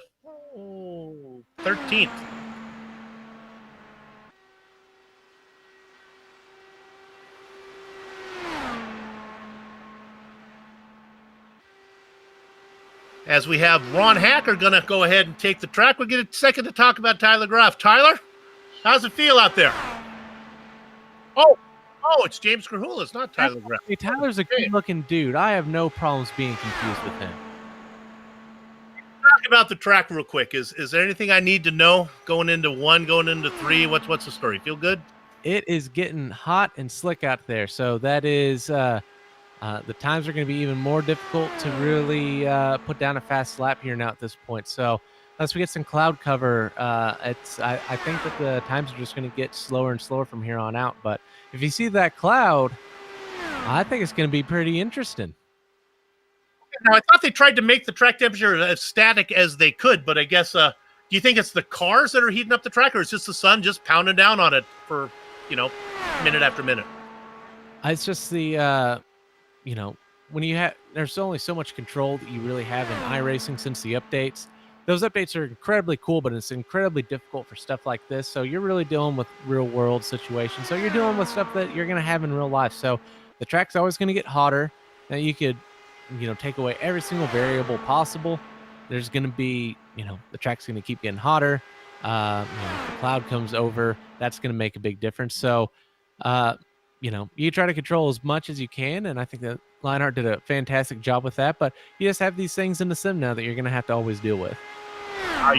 You're preaching to the choir here. I'd prefer them to make it as realistic as possible. Let's get everyone out early, run your laps. If you don't want your time, wave it off, try again later. Let's bump some people. That's what I say. James, you going to get that yellow card to the front come Sunday? We typically run good at Indy. We also typically have really bad luck at Indy. So who knows how the heck Sunday is going to go, but I know that we'll try and get some strategy to get up there. And I think that overall, I think that, I'm always looking forward to Indy, even with as grueling as a season as it's been with all of these and then I think that we get a good chance for Sunday. We'll see how it goes. Minutes. Ron Hacker puts in a 39.185. I'm going to get out of this for a while. You've been around here, so maybe you can answer this question. Do you know the relationship between the Hackers, Ron and Ken? Are brothers, cousins? I mean, that's 2020. I guess they could be married. What's the situation? That is a good question. I feel like I should know that. I thought you would. Father and son is what we're thinking of. Is that the case? Well, either way, they're both quick. I mean, I wouldn't be surprised if they were related.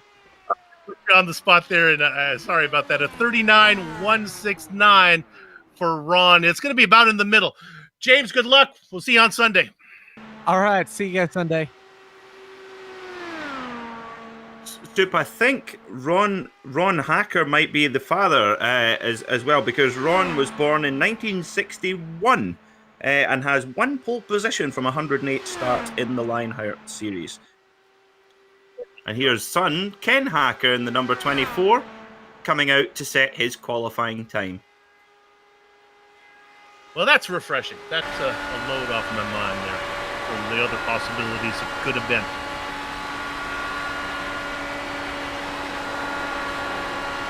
So in 1961, when Father Ron was born, A.J. Foyt won the 1961 Indianapolis 500 in an Offenhauser. That would have been his first of 4.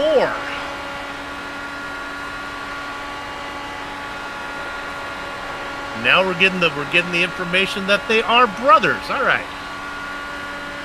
We'll have to ask who kept a cleaner room when they were kids.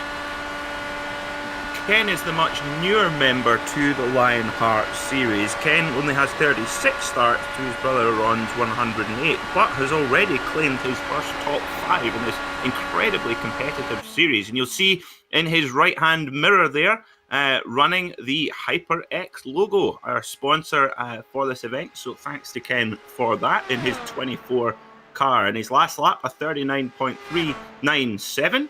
Let's see what he's going to set as he comes around turn 4, heading down the front straight, about to head over the yard of bricks. Apparently the catering in the clubhouse here that looks over the yard of bricks is legendary, and they even have miniature bottles of milk for guests to take home. That's very cool. So what we're getting from James Grahula is the track temperature is indeed heating up. Let's take another look at that, Director, if we could. Last time we saw it was 111. Let's say it's up another degree. And I guess when you're talking about infinitesimal degrees of skill level here and traction, I think probably 1 degree might be the difference of what these guys can do. Yeah, you're absolutely right. Any increase in the track temperature at all is going to take vital grip away from these Firestone tires, and you're on such a tightrope. I mean, here, oh goodness me, coming into turn 1, it's just to kind of breathe in, and it's almost to close your eyes and go, oh, please get round here. And of course, the last thing you need is a track that's going up in temperature all the time, because it just adds that slickness. The tires, they work much better at cooler temperatures. Kind of on my soapbox there a minute when I was talking to Krahula about how we could add a little more drama to this thing. I would have to say, though, imagine if we were looking to thin this field down to the fastest 33. Oh, boy, we'd have a show to watch right then as Ken Hacker comes across with a 39.180. That's a nice time on the final lap. Put him just ahead of Adam Frazier and Joe Hassard. Hassard at the bottom of our list. Thanks for that incredibly slow final lap. Now, here's a guy that you have to watch out for. I'm not sure if the track's going to allow him to make a run at the pole.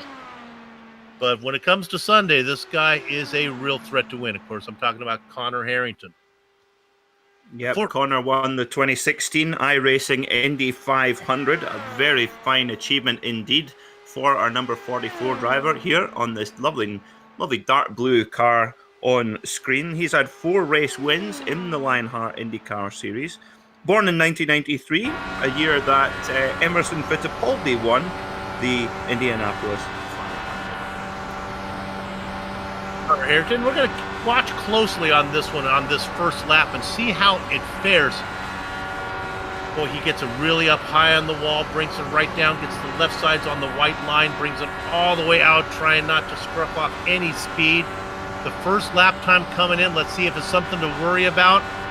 A 39.348. No, I'm sorry. I think the track is just denying anyone going fast.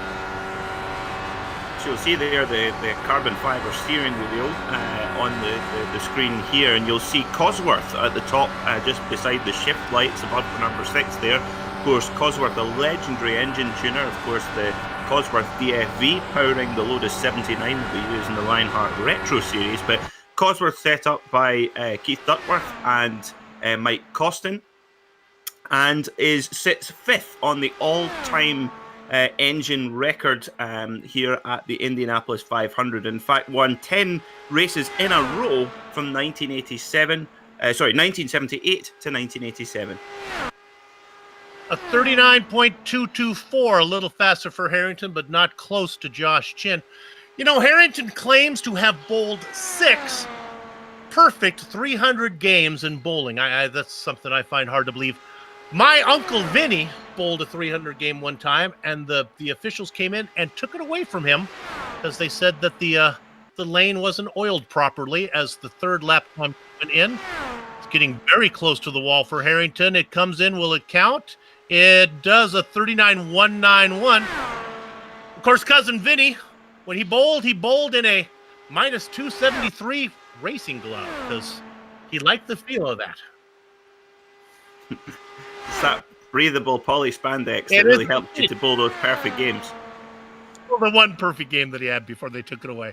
Harrington. Now, the minus 273, is that the number of times that you wish that Uncle Vinny would take off the count of times that he's told that story? Uncle Vinny tells it a lot. A lot of stories for him. Coming in for the final time. The fourth lap going to be faster, 39.167. Again, not the 230 mile an hour mark. And he's going to sit right behind Mike Rigney. And you can see these guys down here, no matter the reputation, they are being crushed from the temperature out there. Well, next on our list was to be Sage Karam, but we see Scotty Johnson coming onto track right now in his yellow and black JDC Miller Motorsports machine. Scotty Johnson running for Skidmark Motorsport and actually ran a couple of real-world sprint car races at Knoxville last year. If memory serves, I think Sage Karam mentioned something about having to do some real-world testing somewhere, and he was going to fly in and hopefully get to the qualifying. Come on, Sage, you got to get your priorities straight here. What's more? And of course, might still be able to get in here before our broadcast is done. Scotty Johnson, you talked about the win that he had. Boy, that was a fan favorite. He stole one. Scotty says it is his best moment in Lionheart, and I don't blame. I think it was one of my favorite moments to be in the booth when he got that win. Yep, of course, got that win at Kentucky. Of course, a town very well known for its lovely bourbon whiskey. And I actually have a couple of friends in Holland who I know through my previous life as a booze peddler, and they were actually both invited out to the Kentucky Derby and were driven around for 2 days, just the two of them, in a limo. And they had, as you can imagine, they had a very enjoyable time. You know, Peter, I think we got to get you to go over and broadcast some of our Bootleg Racing League. They're moonshiners over there. I think you feel right and comfortable. Get right with those. Let me at it. That sounds brilliant. A 39.446, not very good for Scotty Johnson, but he has always been a better racer than he is a qualifier. You know, he says, get this, Peter, he says that he has performed. Now, this is all he gave me. He has performed at Carnegie Hall, but then he didn't go on to tell me what he did. I mean, did he juggle? Did he sing? I don't know. I mean, Andy Kaufman played at Carnegie. Did he do stand-up? I don't know. Who knows? Who knows? I know that we do have one driver in the field who is an improv comedian in his spare time. I can't quite remember who that is, but I know he's later on in the running order. So we'll keep that one as a surprise for our viewers. Just looking at the track temperature again, it's gone up another degree, 113 degrees Fahrenheit. So that's definitely dampening the speed of our drivers. And tell you what, if you're Josh Chin, you're probably just sitting cracking a cold beer now with your feet up going, yep, try and beat that, boys. Sky waiting for clouds. These aren't horrible times here. A 39.292 and a 39.279 for Scotty. Very respectable. We do have a few drivers, a few of our real big hitters very late on in the order. Of course, the order was generated completely at random, so there's no, absolutely no consideration to the running order. It's just luck of the draw. But as it happens, we do have a couple of really quick drivers coming late on. Of course, Jake Wright, second in overall pole positions and second in all-time wins to come right at the very end. And of course, Adam Blocker as well, our all-time race winner with 21 race wins, more than anyone else.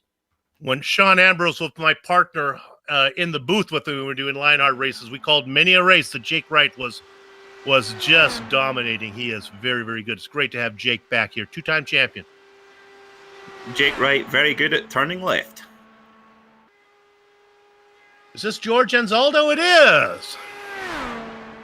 So here we have George, so does he prefer George rather than Jorge? I believe it is George, yes. George, yes. So Jorge Anzaldo, he is the IndyCar Series founder back in 2014. So he's the Bernie Ecclestone of Lionheart IndyCar Racing in this number 6 car. But of course, quite unusual for you'll see a series organizer in the real world to be racing. But of course, in sim racing, that is very much possible. And it's a good-looking car he's got there as well. That nice red and black paint scheme on his number 6 machine. First medical equipment special out there. Been a very busy week for George Anzaldo. He's the whole month of June for the Lionheart IndyCar Series is dedicated to Indy. They have the 2 road course races. They have this qualifying. Then we have a 250-mile retro race tomorrow night. And then on Sunday, the big 500. And, of course, also the HyperX giveaway. Now, if you don't know about that, you're not going to be eligible, obviously, if you didn't get your entries in before the broadcast today. George's first lap of 39.364, as I do my best Vince Scully imitation, a 39.295. If you want more information about that HyperX the HyperX giveaway that's coming up on Sunday, go to LionheartRacingSeries.com and look for giveaway, and they'll give you the instructions so you can get your entries in. We hope you do well. So George was born in 1975. His hero is Michael Andretti, and in his year of birth, it was Bobby Unser who won the Indianapolis 500 in an All-American Racers Eagle Offie. Bernie's memory lives on. It was Jim Clark said that Dan Gurney was the only driver that he truly feared. I was the Ford versus Ferrari movie, and it was interesting that they used Dan Gurney's son to play Dan Gurney in that movie. It was a little bit of a shiver there because they were both tall guys and it looked a lot like Dan. Of course, coming from Southern California, Dan was a fan favorite here for myself growing up. A 39.253 on the third lap coming around. These are pretty good times. I expect to put them about 4th or 5th from the last qualifier. We'll see how this one times in.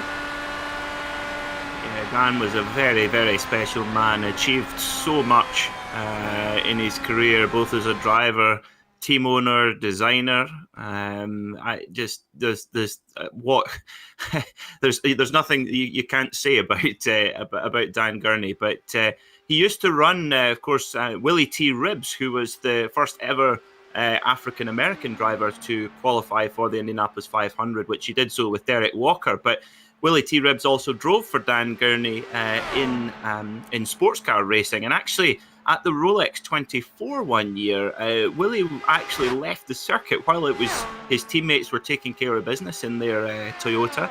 He actually left the circuit to spend a couple of hours of leisure time in the local hotel with a companion. And when he got back, hoping that he'd been able to keep it a secret, Dan Gurney, of course, Dan Gurney being the wise operator that he is, he knew exactly what was going on and basically put Willie in for a couple of extra stints as punishment. I love Willie T. Ribbs. I love Dan Gurney. I love that story. And I love this paint job. Can we get a look at Michael Goodman's paint scheme? It's kind of like a Dragon Speed car, this one.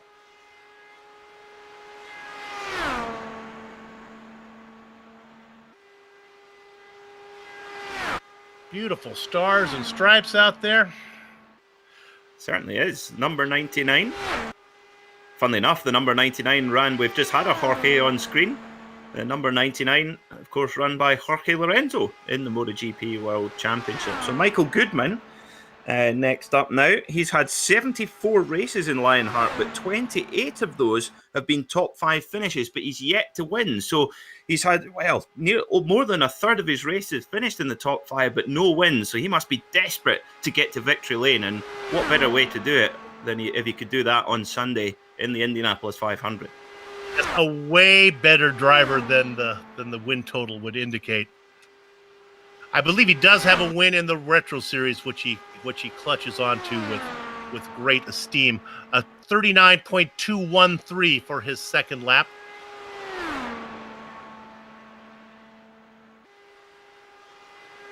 It was great to have Krahula come in here and tell us what's going on, that the track temperature is just what's keeping these guys down.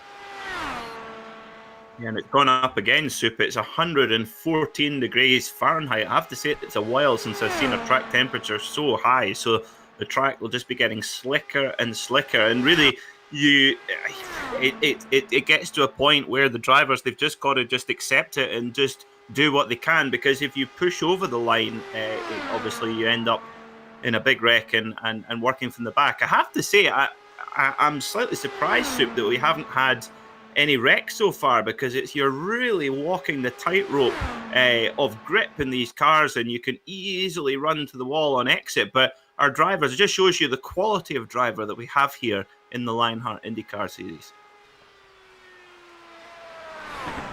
Over where Michael sorted in about mid-pack. Actually, a pretty good run considering how late it is in the day. Coming in just between Ron Hacker and George Sandman. Now we get to Damon Martinez. So Damon has had 33 races in the Lionheart Series, with 3 of those being in the top 5. And he's running a very, very lovely paint scheme here, this kind of white and turquoise colour.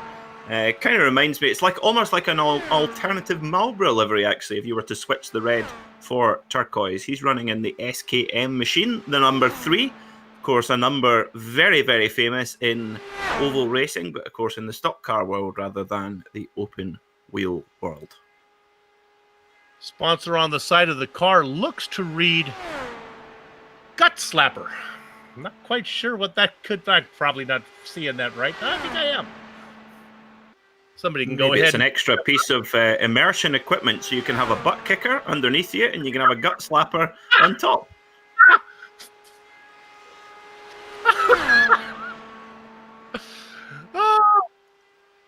I wonder if they have that in an extra large. Okay. Sorry, get to it here. Getting a little loopy. 39.358 for that first lap. Hang in there, Soup. I have to say, we were at Sebring last week in the Racing Edge series, and I can imagine that's where something like the butt kicker will give you a really good immersion and really good kind of feeling of what it's like to be kind of shook around that lineup. Of course, Adrian Fernandez currently sitting in 8th position right now, won the Sebring 12-hour back in 2009, and many drivers say that winning the Sebring 12-hour or even getting to the finish of the Sebring 12-hour is actually harder than completing the 24 Hours of Le Mans because the track is just so bumpy. Yeah, it makes a lot of sense. You talked about Fernandez. Got out there early. It's going to be a great qualifying start for Fernandez on Sunday. Well up the order. Yep, and our very own Jason Galvin, he's going to be, he's going to be dining out on that one, saying, "Oh, how'd you get on today, darling?" Out-qualified Adrian Fernandez, no big deal. Just another day at the office. These laps are right in the 39.3, 39.2 range. Last one, a 39.211.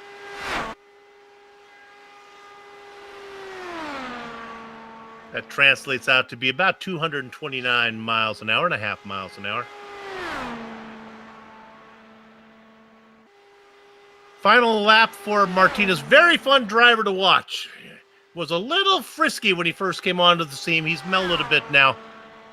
Still very fast. Yeah, he's going quick today. And interesting, Soup, just watching the track for the first time in quite a while, the track temperature started to drop back the way again, now down to 113 degrees Fahrenheit. So we'll just need to keep an eye on that, see if any cloud covers come over, because if that track temperature just begins to cool, if it continues to cool, we're now coming into the business end where we've got a couple of really fast drivers coming up. So don't post that pole position time just yet. Well, if you look at the track right now, at least from my point of view, you can see that Lanini kind of coming out of the shade right now. We got some cloud cover out there. Now, I've nicknamed this guy Sleepy Lanini. Look at that, as our director has found it. Look at that Indianapolis billow there floating across the sky. Yeah, if you're Chin sitting in the pole position right now, you're probably you're going, "Get lost, cloud! Come on, sun, come out, come out!" He's doing a sun dance right now as we look at the 92 car of Chris Lanini, currently doing nearly 230 miles an hour. Just incredible from a 2.2 litre motor. Just extraordinary. If you were to tell the drivers of the 1960s that you could do that with a 2.2 litre motor, they would tell you you were a liar. You can see him race from underneath the shade out into the sunlight. The back straight still in bright sunlight. 239.340, not really the time he was hoping for. Of course, I've nicknamed him Sleepy Lanini because he's probably not a great qualifier. But man, when he races, if you don't pay attention to him, if you sleep on him, he'll surprise you when he gets to the end of the race. He'll be right up there. Second lap. Coming in at a 39.226. Yeah, so much faster, more than a tenth faster on his second lap round. Of course, Chris Lanini won at Iowa all the way back in season 1 of Lionheart IndyCar. He says his favorite movie is Interstellar. I maybe have to give that one another look, but really, Chris? Oh, okay. What would your favorite movie be, Soup? Oh, I'm a fan of Showgirls. If you haven't catch that movie, that's. I don't know if I want to admit seeing Showgirls. Sorry. I'm. It's the one 39.200. My favorite is The Italian Job. Michael Caine with my favorite part is the Lamborghini Miura at the beginning, the orange Lamborghini Miura heading up one of the Alps. And actually, you want a tenuous link between the Lamborghini Miura and IndyCar? Well, I do. Mr. Dallara, who of course his company provide us with these wonderful chassis and aero kits for IndyCar.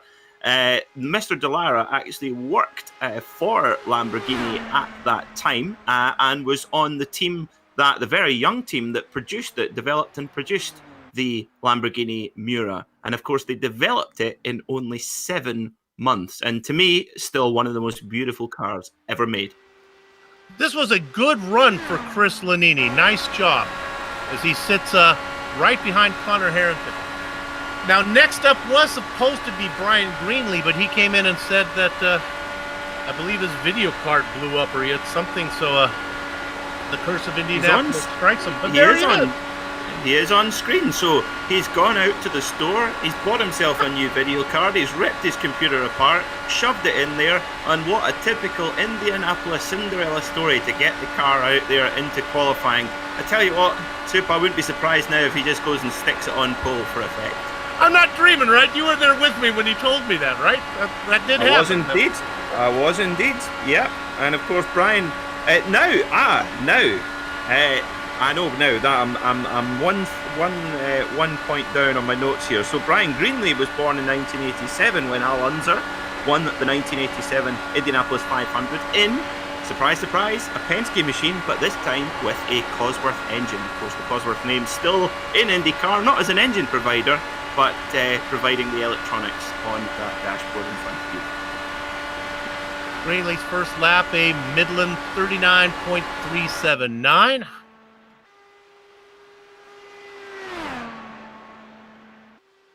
Coming out of corner number 4 in his familiar number 38.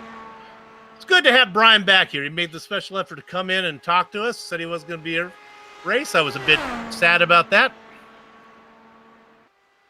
Yeah, unless he's done a Daniel Apt and given somebody else his password and they've signed into his account, perhaps. Maybe he's got Dario Franchitti on his simulator at home signed in as Brian Greenlee. I'm kidding, of course, viewers. Tony Kanaan did miss his calling, so maybe that's what's going on. Yes, we are just joking. We're competing for the most controversial comment of the broadcast here, Sue. Let's go ahead and talk to Damon Martinez. Damon, we heard from James Garhula. It's all about the track temperature. Looked like maybe for a minute the clouds might come over, cool things down. It's hot out there, huh? Yeah, it's really hot out there. The last lap I got a cloud to come over, but that was weirdly I wasn't my fastest lap. The track's definitely warming up. It's not ideal if you want to put it on pole, but it's still a nice day to be on track, you know? You know, it's good to talk to you because we don't always get to talk to all the drivers as we are always looking to talk to the podium guys. How do you like the way your career is going in Lionheart? I made a comment that when you first came in, how can I phrase this without you getting mad at me? You were, let me put it this way. You are a very confident driver when you were racing. You seem to have got the wheels under you now. You feel more settled out there. Would you agree? Probably. Yeah, I was definitely trying to more make a name for myself, but like in the beginning, it would be like, I think it was more or less I was having like run-ins with Blocker on track, and it would be like he would make it a little race. He's like, if you're gonna race, I'm gonna race. I'm not gonna back off, dude. Like, who do you think I am? I'm not just gonna like back off just because you getting a little challengey. You know what I mean? Tell me about your relationship with Sage Karam, because do I have that right? You do race on that team, yes? Yeah, Sage. So me and Sage, I think it was a little over, probably about a year and a half ago now. I had no idea who he was. And so I was running a different league, and then I remember like in the middle of it, they're like, ladies and like introducing Sage Karam. They made like a big deal about it. I was like, yo, who is this guy? Like, I had no idea who he was. And then we ran a race, and I like looked at his iRacing profile because that told me nothing. So I was even more confused. And then I found out he was a real IndyCar driver. I was like, oh, that's cool. And then me and him ended up just being on the same team in a different league, and we've basically just been buddies since. Brandon Limp coming out on the track right now, putting in a 39.373, but he is blinking. Hopefully he'll be able to get this one in. This is what happens when you're doing some sim racing here as he blinks away. How you feeling for Sunday? You confident? I'm going to have to see how this car drives in traffic. Hopefully it's really like hard to drive in traffic and it'll let me get under some people and, kind of spook them out of the way.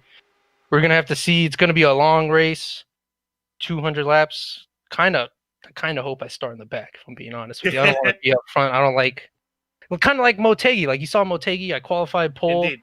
And first lap, Connor Harrington's like, and Blocker are going for, it's like, all right, I'm going to calm down. Like, I don't want to deal with these guys. But then I just never got back up there and it almost messed with me. So maybe I should try to start up front. But I was feeling that way when I looked at Adrian Fernandez's time. He came out early. He had a pretty good time. He's very new to it. I'm not sure if he's going to really be happy starting so far up front. Last question for you as we look at Limkeman, who put in a 39.248 Midland times for these guys. Are you playing with the tools much, or is that really not coming into play? I don't know what I could say for the other guys, but definitely messing with the weight tracker is going to get you the most speed.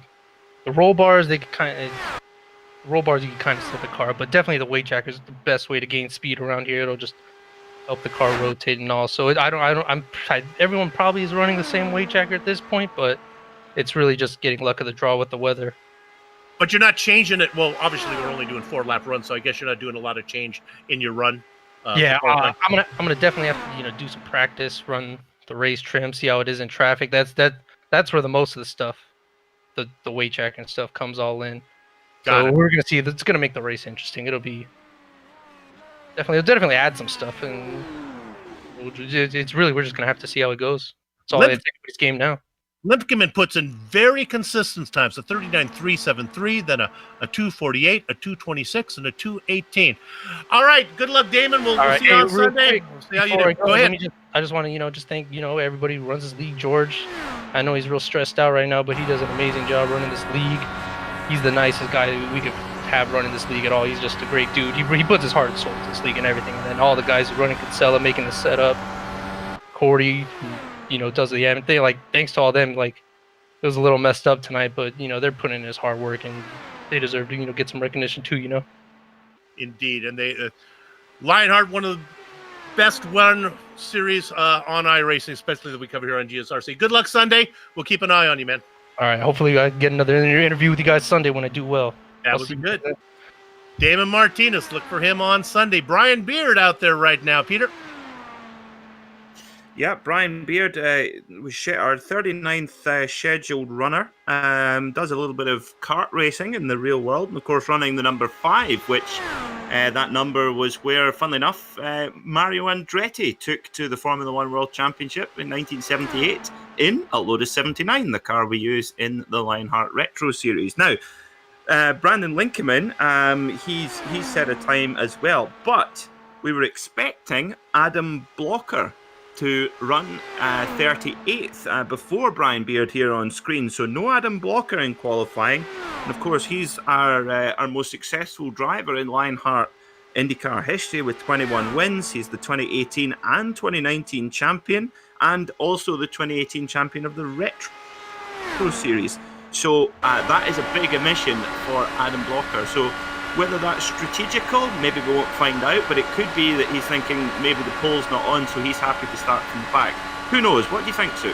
Yeah, I've seen Blocker come from way far back. Incredibly patient. He knows there are 200 laps. He knows how to use each one. He will be very patient. We may not see much from him until the final 50 laps, but he'll be there. Times for Brian Beard, a 39.335, a 39.241. Here's a good one, a 39.197. Times are coming down a little bit. Yep, they are indeed. And of course, you're right. You don't have to. You only have to leave one lap. Of course, the Lionheart himself, Dan Wheldon, in 2011 when he won the Indianapolis 500, he only led one lap, the final lap, in that particular race. He only led probably 400 yards. That's all you need. That's all you need. Final one coming in for Brian Beard here. Let's see if he can get into the 230 mark. Not going to do it. A 239.217, a little slower than his last time. Going to put them right between Tyler Graff and the guy we just interviewed, Damon Martinez. Now, another piece of trivia for you, Soup. As we see the number 27 car of Jake Wright, one of our series favorites. He's our last scheduled runner in the order that we have. So we'll need to see what Mr. Wright can put in the books here. Now, a bit of trivia for you, Soup. What do the Lionheart, Dan Wheldon, and Tony Kanaan have in common? Lionheart, Dan Wheldon, and Tony Kanaan? I don't know. They are both winners of the 500 Miles de Granja Viana karting race. Tony Kanaan has won it 6 times, and Dan Wheldon won it twice. I know they were good friends, so that maybe linked all the way back to that. That's interesting. Well, I presume from the spelling, I presume it's a kart race in Brazil, over 500 miles. Even my Portuguese is good enough to decipher that. But yeah, that's just shows you. And if you look at Dan Wheldon's karting record, I don't think I've ever seen a karting record so impressive than his. Jake Wright out there right now. This is a two-time champion. He stepped away for a little bit. It is wonderful to have him back. His first lap time right in there with everybody else at 39.3. As you can see, that it's pretty bright skies right now. Yep, he's had 20 wins from only 70 starts, an extraordinary batting average for this number 27 driver, Jake Wright. But yeah, it looks like the weather conditions just aren't going to allow him to show the speed that he's got in that Dallara car. So the final of what we believe are scheduled qualifiers. Never know, we might have a surprise up our sleeve, perhaps. They might indeed. Well, I was broadcasting the last broadcast, and I happened to look down there, and who did I say? See Rubens Barrichello's name on there. I go, my goodness, what's going on? So who knows? Maybe AJ Foyt's going to show up and do a run here. They're coming, a 39.201. Of course, Arjuna Kankapati, one of the newcomers to the Lionheart Series, an esports commentator and producer. He was due to go 40th before Jake Wright, but no sign of Arjuna. Yeah. Arjuna might have had to go over, maybe he had a race spot broadcast he had to get to. I know he does a lot of stuff over there, says he does more broadcasting now than he does racing. Coming around for the final corner, the final few yards of qualifying, going to be put in by Jake Wright. A 2:39.211. There was only one lap of 230 miles an hour or better, and that belonged to Josh Chin. And he is going to be starting on the pole. There is a sweepstakes from HyperX. If you texted in Josh Chin as your pole winner, you are going to win a prize. If there's more than one, they'll do a random drawing for it. Your top 5 for you interested in that, because I know there was a sweepstakes for that as well. Joshua Chin, Brian Yazik, Andrew Kinsella, Mark Cohn, and Stefan Larkamp. The order doesn't matter. All right, we're going to take a short break. We'll be back in a minute to run a close-up shop here. You're watching the Global SimRacing Channel on the iRacing Esports Network.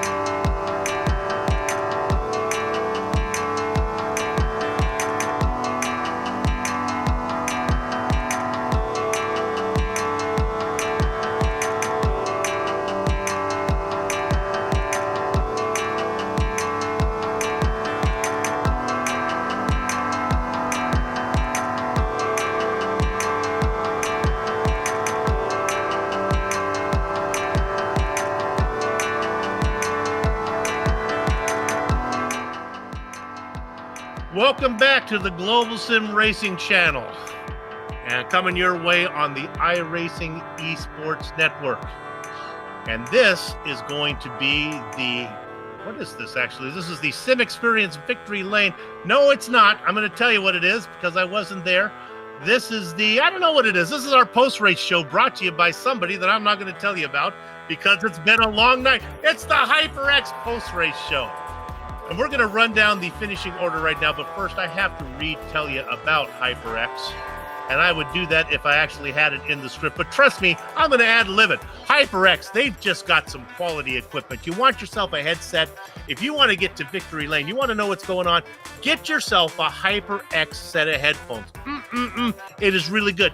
Are your fingers getting tired because your keyboard is just not feeling right? Get yourself a HyperX keyboard. That mouse bothering you? They make mouses. How about a cool mouse pad? Get it at HyperX. You can't go wrong. Trust me, that's where you want to go. That was a live read, and I apologize to the good people at HyperX, but more people are going to appreciate that than if I read the boring script anyway. Let's go to the qualifying order here. This is what you're going to see on Sunday. It's going to be Joshua Chin on pole. He's flanked by Brian Yozik. Row 2 is Andrew Havakech-Kinsella with the Watchman, Mark Cohn, outside of him. Stefan Larkamp out of Pennsylvania will be inside of row 3, flanked by Justin Weaver in that Moby Stickies machine. The Bakersfield boy, Wakey Wakey's Bakersfield, Jason Galvin, the Emmy Award-winning driver, sits in the 7th position with Adrian Fernandez in 8th. Still in row 5, it's Ron Hacker and Michael Goodman. Peter. In 11th place will be George Sandman, and joining him on that row will be Jay Brandt. In 13th place will be the number 4 of James Krahula, and thanks to James for coming in to have a chat with us in the booth during our broadcast. In 14th will be the 00 of Mike Rigney. 15th will be the number 44 of Connor Harrington. 16th will be the 92 of Chris Lanini. 17th will be the 26 car of Tyler Graff, and in 18th, number 27 car of Jake Wright. That car will not stay there for the whole race. Watch that car to go forward when we hit the green flag on Sunday. 19th will be the number 5 of Brian Beard, and 20th will be the number 3 of Damon Martinez. Sir. In blackjack is Ken Hacker, Brandon Linkeman in the double duck spot. Brian, it's not easy being Greenlee put into time. George Anzaldo outside of him. Adam Frazier, Scotty Johnson. Joe Hassert, the last driver to actually put in a qualifying time. That 4th lap was a killer for him. And then you just have the rest of the guys that did not put in time. Tony Schowen, Samuel Ryman, Nathan Lewis, Chris Stouffer, Adam Blocker, Brian Carey, Sage Karam, and Dustin Wardlow. They'll sort those guys out, and we'll see them all Sunday on the 28th when we do this thing for real, 500 miles. That's going to wrap it up for us here on the Global Sim Racing Channel. Let's thank everybody that made this possible. How about everybody at the Lionheart Racing Series for organizing this and contracting with GSRC to broadcast it? HyperX, whatever you play, however you play, HyperX knows we're all gamers. Use promo code LionHRT15 at HyperXGaming.com. My apologies for not getting their final read correct, but trust me, people know about you. They're going to love your stuff. Sim Experience, second only to the real thing, SimExperience.com. Butt Kicker. Bring more realism and immersion to your sessions. Use promo code Lionheart2020 at thebuttkicker.com. Get some Butt Kicker products now. To contact any of the sponsors you see on screen, go to LionheartRacing.com. The original music on every GSRC broadcast is courtesy of June Lawn. See the screen for contact information. On screen now are some of the equipment and companies that we use to bring you to stream cyberspace into your place. The Lionheart IndyCar Series returns. Well, actually, they're going to return June 28th. You don't want to miss tomorrow night when the retro guys go 250 miles here at Indy.